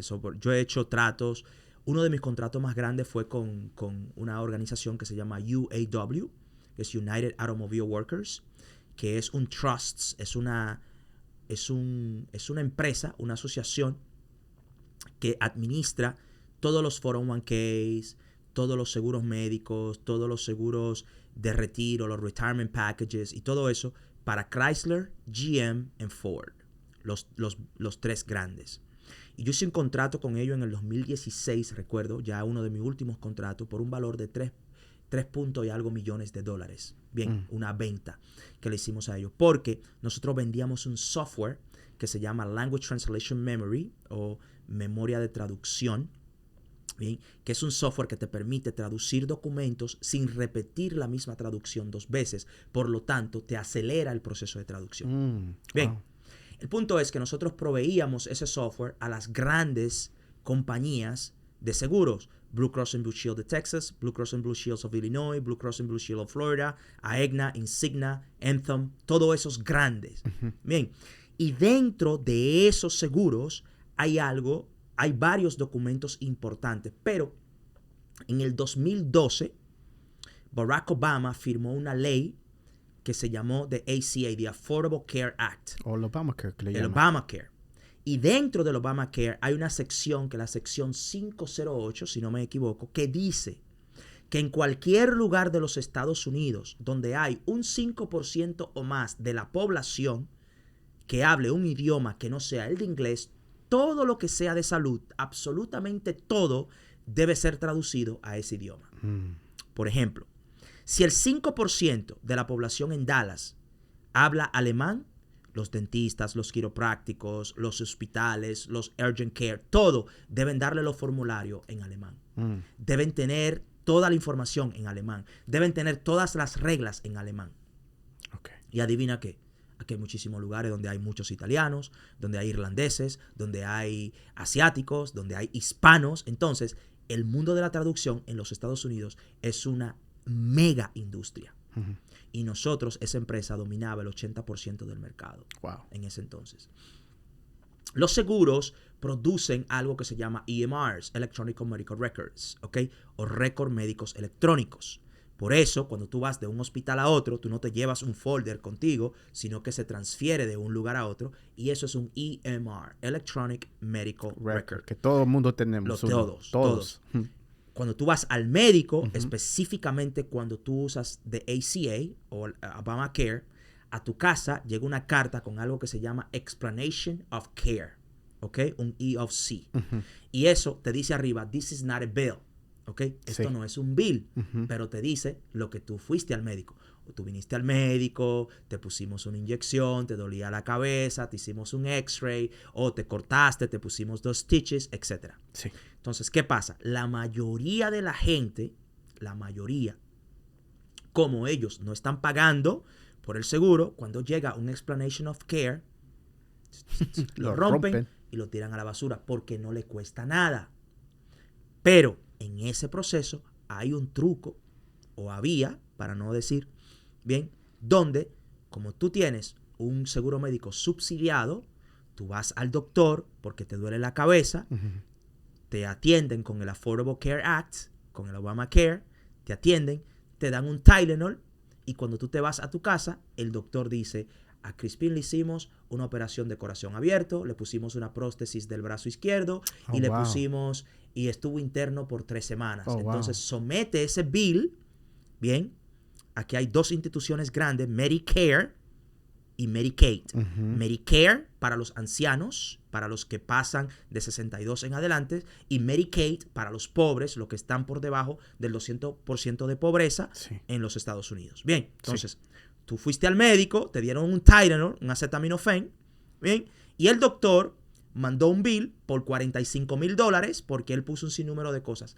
Por ley, el gobierno tiene 30 días para pagarle a ese doctor. Y adivina qué, no existe fuerza humana que pueda revisar todos los billes que se someten a los hospitales. Y hay veces que tú sometes un bill hoy fraudulento y el gobierno se viene a dar cuenta 5 años después. Y eso estaba sucediendo. Entonces, a mí lo que me pidieron fue, Misael, nosotros vamos a empezar a enviar a que tú nos traduzcas unos records, unos explanation of care fraudulentos. Tú lo que tienes que hacer es aprobarlos. Tú eres el manager, tú lo apruebas, te vamos a garantizar $400,000 por año. La oferta se hizo 28 de octubre del 2016 y el 29 de octubre del 2016 yo no era empleado de la empresa. Yo renuncié. ¿Por qué? Porque yo no hago eso. Entonces, cuando tú sabes lo que tú no haces, es fácil decir que no. Es fácil. Ok, se nos está acabando el tiempo. Muchísimas Ya. gracias. Puedo seguir hablando contigo. Yo sé que, una vez más, el otro capítulo cubrió más de tu vida, Ya. un poquito más largo. Pero antes de irnos, este es tu libro Ya. que me regalaste, Ya. con su autógrafo y todo. Ya casi no lo acabé, pero lo voy a acabar. Cuando lo acabe, va a ir aquí Ok, súper. para que esté aquí. Pero, dime cuándo empiezas con John Maxwell. Ya. La oportunidad y luego la idea de empezar a escribir un libro y por qué es necesario tener un libro. Ya. John Maxwell. Empiezo ya en esa empresa a la que renuncié en el 2016, en octubre del 2016. Previo a eso, año 2011, 2012, 2013, yo llevo una buena trayectoria. Casi todos los años me dan una promoción. O una vez al año o una vez cada 2 años fui promovido. Empecé como Inside Sales, llamando por teléfonos, llenando lo que hoy conocemos como un setter, ¿ok? Simplemente es agendando llamadas, agendando reuniones para otras personas. Un año después, casi triplico mis números, llego cerca de un 300% del rendimiento y me promueven entonces a lo que es el LSP Manager. Language Service Providers. Los LSPs son empresas pequeñas. Ahí empiezo a viajar. Año 2011, 2012. De ahí en adelante empiezo a viajar. A viajar por el mundo. Voy por primera vez a Londres. Ya empiezo a ir a Londres 3-4 veces al año. Empiezo a ir a Rumanía. Estoy en diferentes partes de Europa. Empiezo a viajar a Canadá. Otro sueño realizado que te dijiste a tus caddies que ibas a viajar. Que yo le decía a mis amigos que yo iba a viajar y me decían que yo estaba loco. Correcto. Entonces, lo mismo. Alcanzo cerca de un 220% en rendimiento como un LSP Manager. Entonces, ahí me promueven de nuevo y me hacen el North America Business Manager. Ya me dan un territorio más grande. Wow. Ya empiezo a hacer deals en los millones de dólares. Wow. Entonces, ahí me quedo y empiezo. Entonces, creciendo, mi objetivo era yo convertirme en un vicepresidente o un manager regional o algo así, ¿sabes? Como algo más grande. Claro. Empiezo a buscar, empiezo a leer. Recordé que en el 2009 yo leí un libro de John Maxwell. Que se en la llama, universidad. que todavía tienes 18 años después, casi. El Manual del Liderazgo. El Manual del Líder. 26 cosas que todo líder debe saber. El que tú dices, lo empecé a leer en el 2015, se llama Las 15 leyes indispensables del crecimiento. Ok. Ese llevo 11 años leyendo ese libro. Lo tengo, está ahí en mi backpack todavía. Te lo pudiera mostrar todo. Bien, entonces, pero mi primer libro, John Maxwell, lo leo en el 2009. Queriendo crecer por ahí 2012, 2013, recuerdo que leí ese libro, entonces empiezo a buscar otros libros. Ahí me encuentro con las 21 leyes irrefutables del liderazgo, empiezo a leer libros de Miles Monroe, empiezo a leer un poquito de Tony Robbins. En ese entonces no me gustó Tony Robbins, lo solté, conecto un poco con Brian Tracy, pero me identifiqué mucho con John Maxwell. ¿Por qué? Su forma de escribir, liderazgo, me encantó lo de liderazgo. Me gustó el liderazgo. Recuerdo que un amigo llamado Serafino Graziosi, italiano que vive en Quebec, Canadá, me dijo: Misael, tú quieres llegar a ser un manager, pero lo que te va a hacer exitoso en esta empresa es que tú seas un líder. Bien. Y yo, como, ok, pero... Entonces él como que me vio, como que yo no entendí, y me dijo: mira, el manager es aquí, nada más en la empresa. Tú vas a trabajar con lo de la empresa. Pero un líder impacta más allá de la empresa. Tú quieres ser un líder. Tú quieres ser un líder porque el líder hace que las cosas sucedan. Y con ese consejo empecé a indagar en lo de John Maxwell. Y empecé a entrarme en lo de John Maxwell. Y en el 2015 encontré la certificación con John. Me certifico con John Maxwell en el 2015 y ahí empiezo a crecer. Y el resto es historia, me conecto muy bien con él. Entonces, lo del libro. Desde ya hace muchos años, yo quería escribir un libro. Y el título del libro que yo tenía, todavía lo tengo escrito. Recuerdo que en la universidad, estando en la universidad, yo escribí eso en un journal de la universidad que yo tenía. Y tal vez yo lo escriba todavía, ese libro. No sé, puede ser que lo escriba. Pero el título que le iba a dar en ese entonces al libro era Pensando en éxito con el estómago vacío. Así le iba a llamar. Y en ese libro, el argumento que yo iba a hacer es que todo ser humano tiene dos estómagos. Tiene el estómago anatómico, de su anatomía, el estómago físico, Sí. pero tiene el estómago intelectual. Y también el estómago lleno y el estómago vacío, Exacto. porque las dos cosas te dan Entonces, diferentes pensamientos. Exacto. Entonces, pensando en éxito con el estómago vacío, iba a hablar de las dos cosas. Primero, habla de mi historia, de cómo yo, con hambre, en medio de los Cádiz, en medio de mis desafíos con hambre, tenía grandes sueños. Estaba pensando en éxito mientras tenía hambre. Pensando en éxito con el estómago vacío desde la perspectiva física. Pero, a la vez de hablarte de pensar en éxito con el estómago vacío físico, te iba a hacer una invitación a que tú debes pensar en éxito con el estómago intelectual vacío. ¿Por qué? Porque cuando tú dejas que tu estómago intelectual se llene, entonces tú dejas de crecer, paras de buscar. Bien, cuando la satisfacción supera el hambre, el cazador para de cazar. Sí. ¿Se entiende eso? Sí. Bien, entonces, desde una perspectiva física, yo te iba a contar mi historia. Cómo yo con hambre pensaba cosas grandes. Pero desde una perspectiva intelectual, dones, talentos, recursos, habilidades, intelecto, conocimiento, intuición, imaginación, todo eso, desde esa perspectiva, tú debes siempre mantenerte con el estómago vacío. Tú tienes que ser feliz con lo que tienes, pero ser incansable buscando lo que tú quieres. Eso es parte del éxito. Ser feliz con lo que tienes mientras buscas o mientras peleas o mientras luchas por lo que tú quieres. Entonces, tu estómago intelectual debe siempre estar vacío. Porque el día que tú dices, ya yo estoy bien, ya. Cuando la satisfacción supera el hambre, el cazador para de cazar. Entonces, ahí nace la idea de escribir un libro. Empiezo a escribir y en el proceso de escribir entonces me llega la idea de creando una nueva historia. Creando una nueva historia. Y este es su segundo libro. Es mi primer libro. Es mi primer Pero libro. tienes, sí, Tengo correcto. otros. ¿Tienes dos libros o más? ¿Cuántos libros tienes en Tengo total? tres. Pero este es el primero. Este es el primero. Ok. Es el primero.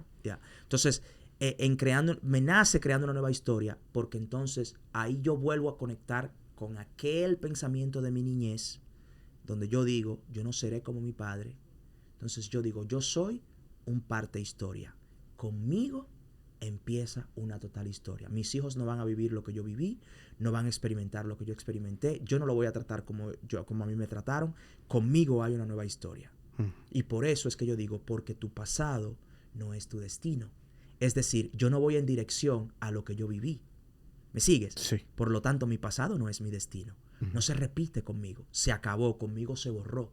Conmigo se borró la escasez, la miseria, el miedo. Conmigo se borró la falta de amor, la orfandad. Conmigo se acabó el rechazo. Todo eso. Porque yo no estoy yendo a mi pasado. Yo estoy creando una nueva historia. Sí. Recuerda que te dije que no estoy enfocado en lo que no quiero ser. Yo estoy enfocado en lo que quiero ser. Yo estoy enfocado en la nueva historia que estoy creando.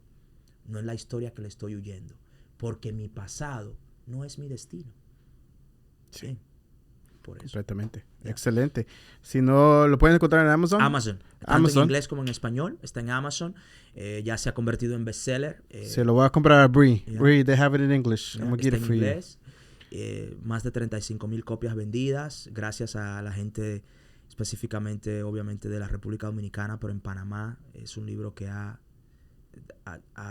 tocado muchas vidas en Panamá, Centroamérica, Suramérica. Ese libro ha tenido una muy alta aceptación y muchas personas aquí en Estados Unidos, pero ya veo por qué. Porque he empezado a leer la parte que he leído y se siente luego. Excelente, excelente. Okay. Ahora tienes, antes ya, una vez vayamos cerca de acabar. Tranquilo. Tienes una compañía ahora. Sí, que ayuda a otros negocios para poder crecer, Yeah. posiblemente ver su potencial. Correcto. ¿Qué exactamente es? ¿Cómo se llama? ¿Y qué es exactamente los servicios que ofreces? Advanced Leadership Consulting. Ok. Y nos enfocamos en ayudar a empresarios, dueños de negocios pequeños, 5 millones o menos, a que puedan crecer un negocio sin perder su salud. En eso nos enfocamos. Y la forma en cómo lo hacemos es profesionalizando, sistematizando sus negocios para que ellos puedan salirse sin que el negocio tenga que detenerse. Varios de los problemas de empresarios es que normalmente el negocio los corre a ellos en lugar de que ellos corran el Correcto. negocio, ¿verdad? Correcto. Y eso le ayuda a resolver ese Correcto. tipo de problemas. Correcto. Empiezan con una pasión Ujú. que le produce dinero, pero eventualmente esa pasión se convierte en esclavitud, porque no pueden salir del negocio. Y es porque no han aprendido a establecer sistemas, a establecer procesos que les permita a ellos delegar. Entonces, nosotros lo que hacemos en Advance, lo que hacemos es educar a emprendedores, dueños de negocio, donde ellos puedan crecer en su liderazgo, establecer buenas estrategias de mercadeo, manejar sistemas fuertes de venta, tener un buen sistema operacional, saber manejar su cash flow y tener servicios y productos que realmente produzcan resultados en sus clientes. Y con eso, entonces, ellos pueden delegar a otras personas y vivir, disfrutar de lo que produce su negocio.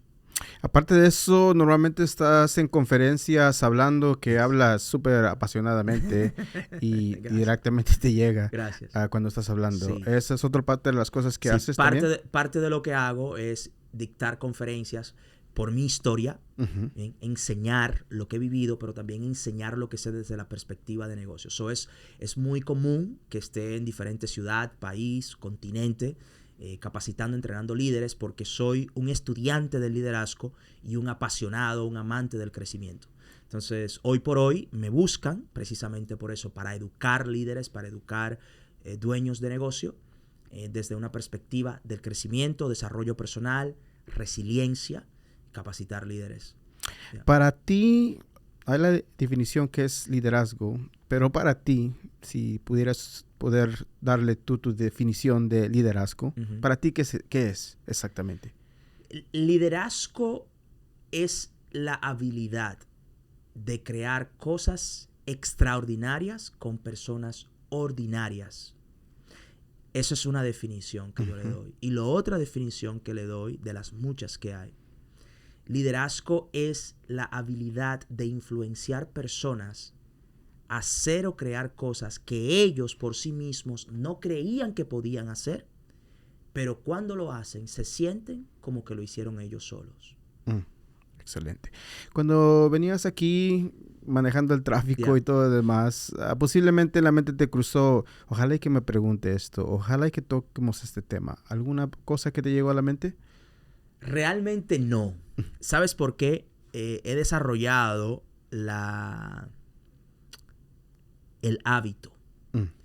Incluso no me gusta que me manden preguntas preprogramadas, preescritas. No me gusta.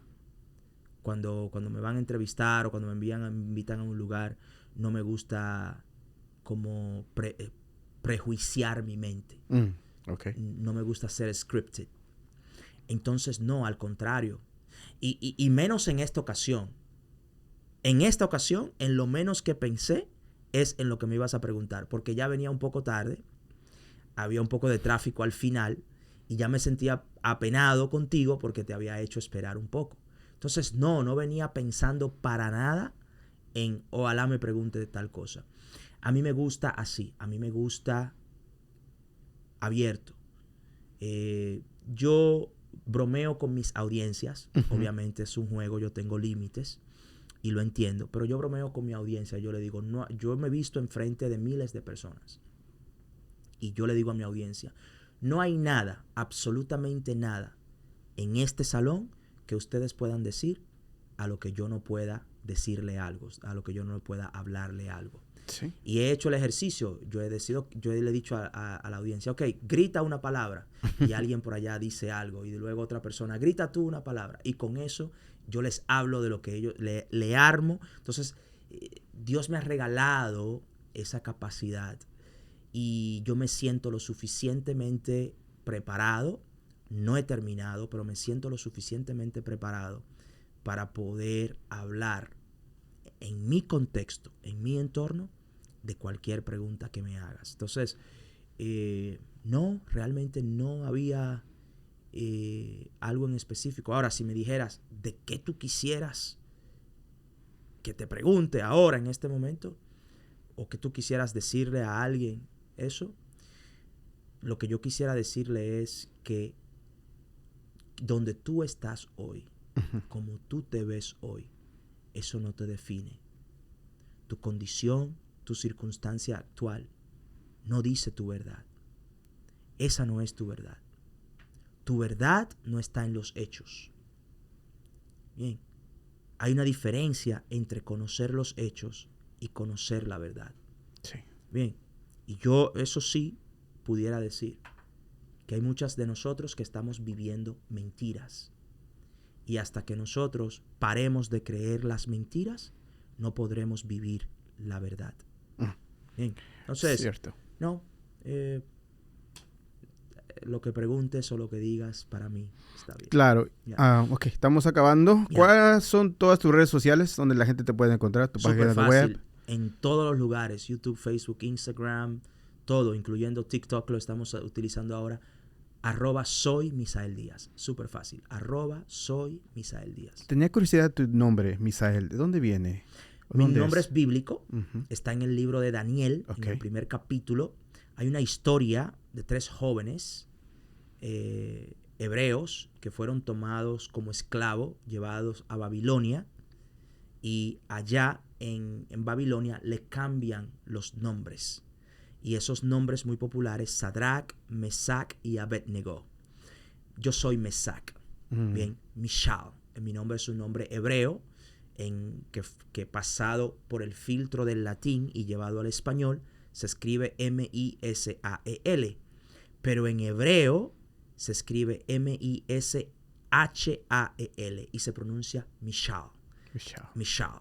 Y su significado es quien es como Dios. Bien. No igual a Dios, sino quien es como Dios. ¿Quién es ¿Recuerdan? como Dios? Quien es como Dios. Eso significa mi nombre, viene de la Biblia. Estos 3 jóvenes fueron echados en un horno de fuego. Que no se quemaron. Y no se quemaron. Fueron protegidos. Y cuando el rey miró, en vez de haber 3, se veían 4. ¿Ven? Porque estaba el ángel de Jehová guardándoles a ellos en aquel lugar. Entonces de ahí viene mi nombre. Ya, he escuchado la historia. Excelente. Yeah. ¿Algún evento que tengas, digamos en 2-3 semanas aquí, que la gente pueda estar preparada? ¿Un enlace que podamos compartir con la gente? Sí, bueno, no tengo un evento directamente aquí en Dallas Fort Worth. Somos de todos lados, así pero es que donde quieras. sí, el 28 de febrero vamos a estar en Las Vegas. Vamos a estar en Las Vegas, Nevada. Se me olvida el nombre del hotel, pero si conectan conmigo. Que fue una meta de tú y David estar allá. Correcto. Una de mis metas para el 2026, tener una conferencia en Las Vegas. Tengo algunos objetivos, tengo cosas específicas que quiero lograr y quiero entrar a ese mercado. Porque en caso no lo sabes, en Las Vegas se hacen 64,000 conferencias al año. No lo dudo. Sí. Siempre están ocupados. Las Vegas es uno de los destinos número 1 en el mundo para conferencias. Sí, hay millones y millones, 24 millones de square footage en salón de conferencia entre todos los hoteles. Wow. Sí, es uno de los destinos y mi objetivo es entrar a ese mercado. Quiero entrar a ese mercado de ser un keynote speaker. No, ya estás adentro de ese mercado con un evento, ¿verdad? Ya estoy dando mi primer paso, un evento relativamente pequeño, pero estamos entrando en mi primer paso. Mi objetivo es llevarlo a las arenas, a 15,000, 20,000, 30,000, 40,000 personas. T-Mobile Arena, llenarlo. Correcto. Exacto. Entonces, eso es. Excelente. ¿Cuál es una lección muy importante que aprendiste haciendo tu negocio que le dirías a tu joven que le podría ayudar a alguien más? ¿Qué sería eso? Una lección que aprendí, que es mejor ganar menos ahora construyendo lo tuyo que ganar mucho construyendo la visión de alguien más. Yo prefiero ahora mismo, Crispin, ganar $50,000 al año en mi proyecto que ganar 100 como empleado. Eso yo lo aprendí en el emprendimiento. Sí, ¿Por qué? absolutamente. Porque no hay ningún empleo, no existe un empleo Ujú. que en una semana pueda duplicar tu ingreso. Bien, pero en mi emprendimiento yo puedo duplicar mi ingreso en una semana, en un mes. Por ejemplo, hoy hay un emprendedor que me está escuchando que gana $50,000 al año. Y hay un empleado que hoy me está escuchando que gana $100,000 al año. El año que viene, en esta fecha, el emprendedor se va a estar ganando 250,000 y el empleado seguirá en los 100. Mm. Entonces yo prefiero ganar poquito hoy en el presente construyendo lo mío que ganar mucho construyendo lo de otra persona. Ya. Ya. Tiene mucho sentido. Muchísimas gracias. Cuando yo me despierto dentro de mi semana o en el mes, digo algo, una frase que escuché hace mucho tiempo de un gurú que dice, no soy inmortal, soy mortal y un día voy a morir. No para espantarme, para asustarme, sino que es la realidad de la vida. No estamos aquí para siempre. Con eso te deseo una larga y próspera vida. Cuando todo ya se acabe, ¿qué tú quieres que la gente diga o piense de tu vida? Que yo fui un buen padre. Yo quiero ser recordado como un buen padre. Mira, ¿por qué? Yo diría que para dejar un margen de error, ¿no? Yo creo que el 90% de los problemas en el mundo, sin importar en la categoría que lo pongas, el 90% de los problemas en el mundo se originan por la falta de un padre. ¿Qué yo quiero que se recuerde de Misael? Que Misael fue un buen padre. Si yo soy un buen padre, yo voy a producir buenos hijos. Si yo produzco buenos hijos, significa que mis hijos van a contribuir a la sociedad. Si mis hijos contribuyen a la sociedad, mis hijos no son delincuentes, no son ladrones, no hacen daño a otra persona. Entonces, a través de contribuir a la sociedad produciendo buenos hijos, yo puedo reducir el presupuesto carcelario del país porque no se va a necesitar dinero para encarcelar a mis hijos. Si yo produzco buenos hijos, tú podrás dejar tu carro afuera en la calle porque nadie se lo va a robar, porque tú sabes que nadie se lo va a robar porque Misael produjo buenos hijos. Si nadie se roba tu carro, tú no necesitas ponerles una alarma, por lo tanto te ahorras dinero. Sí. Si nadie le hace daño a tu carro, tú no necesitas un seguro porque nadie le va a hacer daño a tu vehículo. Entonces, si yo produzco buenos hijos y mis hijos le contribuyen a la sociedad, el mundo se hace más barato simplemente porque yo produje buenos hijos. Al final de todo, yo puedo impactar el mundo a través de mis hijos. Por lo tanto, ¿qué yo quiero que se recuerde de mí? Que yo fui un buen padre. Excelente. Gracias. ¿Crees que lo que estás haciendo o sabes que lo que estás haciendo en este instante es tu llamado? Definitivo. 100%. Yo fui creado para lo que yo hago. Lo que yo hago, hay personas que tú y yo conocemos y que tú no conoces, y casi a diario hay personas que se me acercan y me preguntan cómo yo hago lo que yo hago. Y en parte yo te lo puedo explicar, pero hay parte que yo no te lo puedo explicar. Yo sé que estamos limitados de tiempo, Crispy. Tú dale, Pero expande, por favor. El nivel de información que mi cerebro acumula y que recuerda es impresionante hasta para mí mismo. En la forma en cómo lo acumula, en la forma como lo estructura. Recordar frases, páginas de libros, acontecimientos, fechas, lugares, etcétera, etcétera. Enseñanzas por completo. Aparte de que es mi llamado, es para lo que yo fui creado. Yo fui diseñado para hacer lo que yo hago. Mi cerebro fue diseñado para lo que yo hago. Mi voz fue diseñada para lo que yo hago. Mi esposa es cantante. ¿Ok? Sí. Y esto. Mi esposa es cantante. Mi esposa puede cantar por horas y horas y horas sin ponerse ronca. Si yo empiezo a cantar una canción, si tú me quieres ver ronco, que yo pierda la voz, ponme a cantar y en 5 minutos yo estoy ronco. Wow. Yo puedo hablar por 10 horas sin perder la voz. Yo fui diseñado para esto. Yo entendí esto. Una carrera es por lo que te pagan. Tu llamado es para lo que te diseñan. Bien. A career is what you paid for. A calling is what you were made for. Yo fui creado para esto. Definitivamente es mi llamado. 100% no tengo la menor duda. ¿Sabe por qué? Porque aun cuando era empleado, yo hacía lo que hago hoy. Lo que pasa es que lo hacía como un empleado y yo no me estaba dando cuenta. ¿Sabe por qué yo viajaba tanto? Porque me mandaban a conferencias, a trade shows, a presentar. Por eso era que yo viajaba tanto. Me mandaban a diferentes conferencias, trade shows, convention centers. Yo iba y yo era el presentador. Por lo bueno que era presentando. Sí. Es decir, lo que yo hago hoy, tengo 25, 20 años haciéndolo. Lo que pasa es que lo hacía como empleado. Eso es lo que pasa. Eso definitivamente fui llamado para lo que hago. Ok, Misael, muchísimas gracias por el tiempo, por todo lo que me has dado a conocer. Me conmoviste bastantes porque ciertas cosas que yo pregunté de ti es porque yo ya lo había sentido anteriormente y pasado. Porque varios de nosotros como adultos, hombres, machos, normalmente pasamos ciertas cosas que a veces son paralelos a diferentes personas, pero a veces no nos damos el tiempo y ponernos vulnerables en una cámara, poder hablar de ese tipo de cosas, porque es como que, ¿por qué hablar de eso? ¿Verdad? Y literalmente, desde la primera vez que te miré, y platicamos, y luego vi las cosas que ponías, y luego X cosas, y luego seguimos, somos embajadores de la cámara los dos, y diferentes...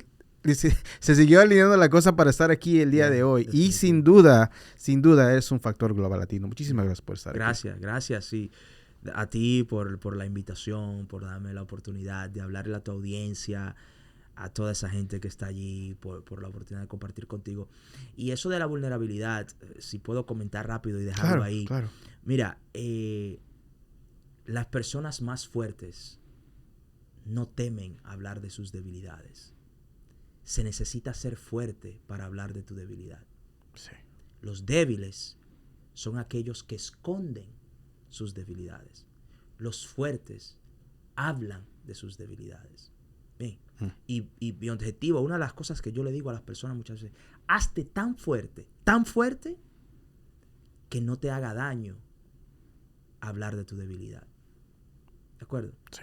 Porque realmente, si tú lo piensas, se necesita ser fuerte para tú hablar de tu debilidad.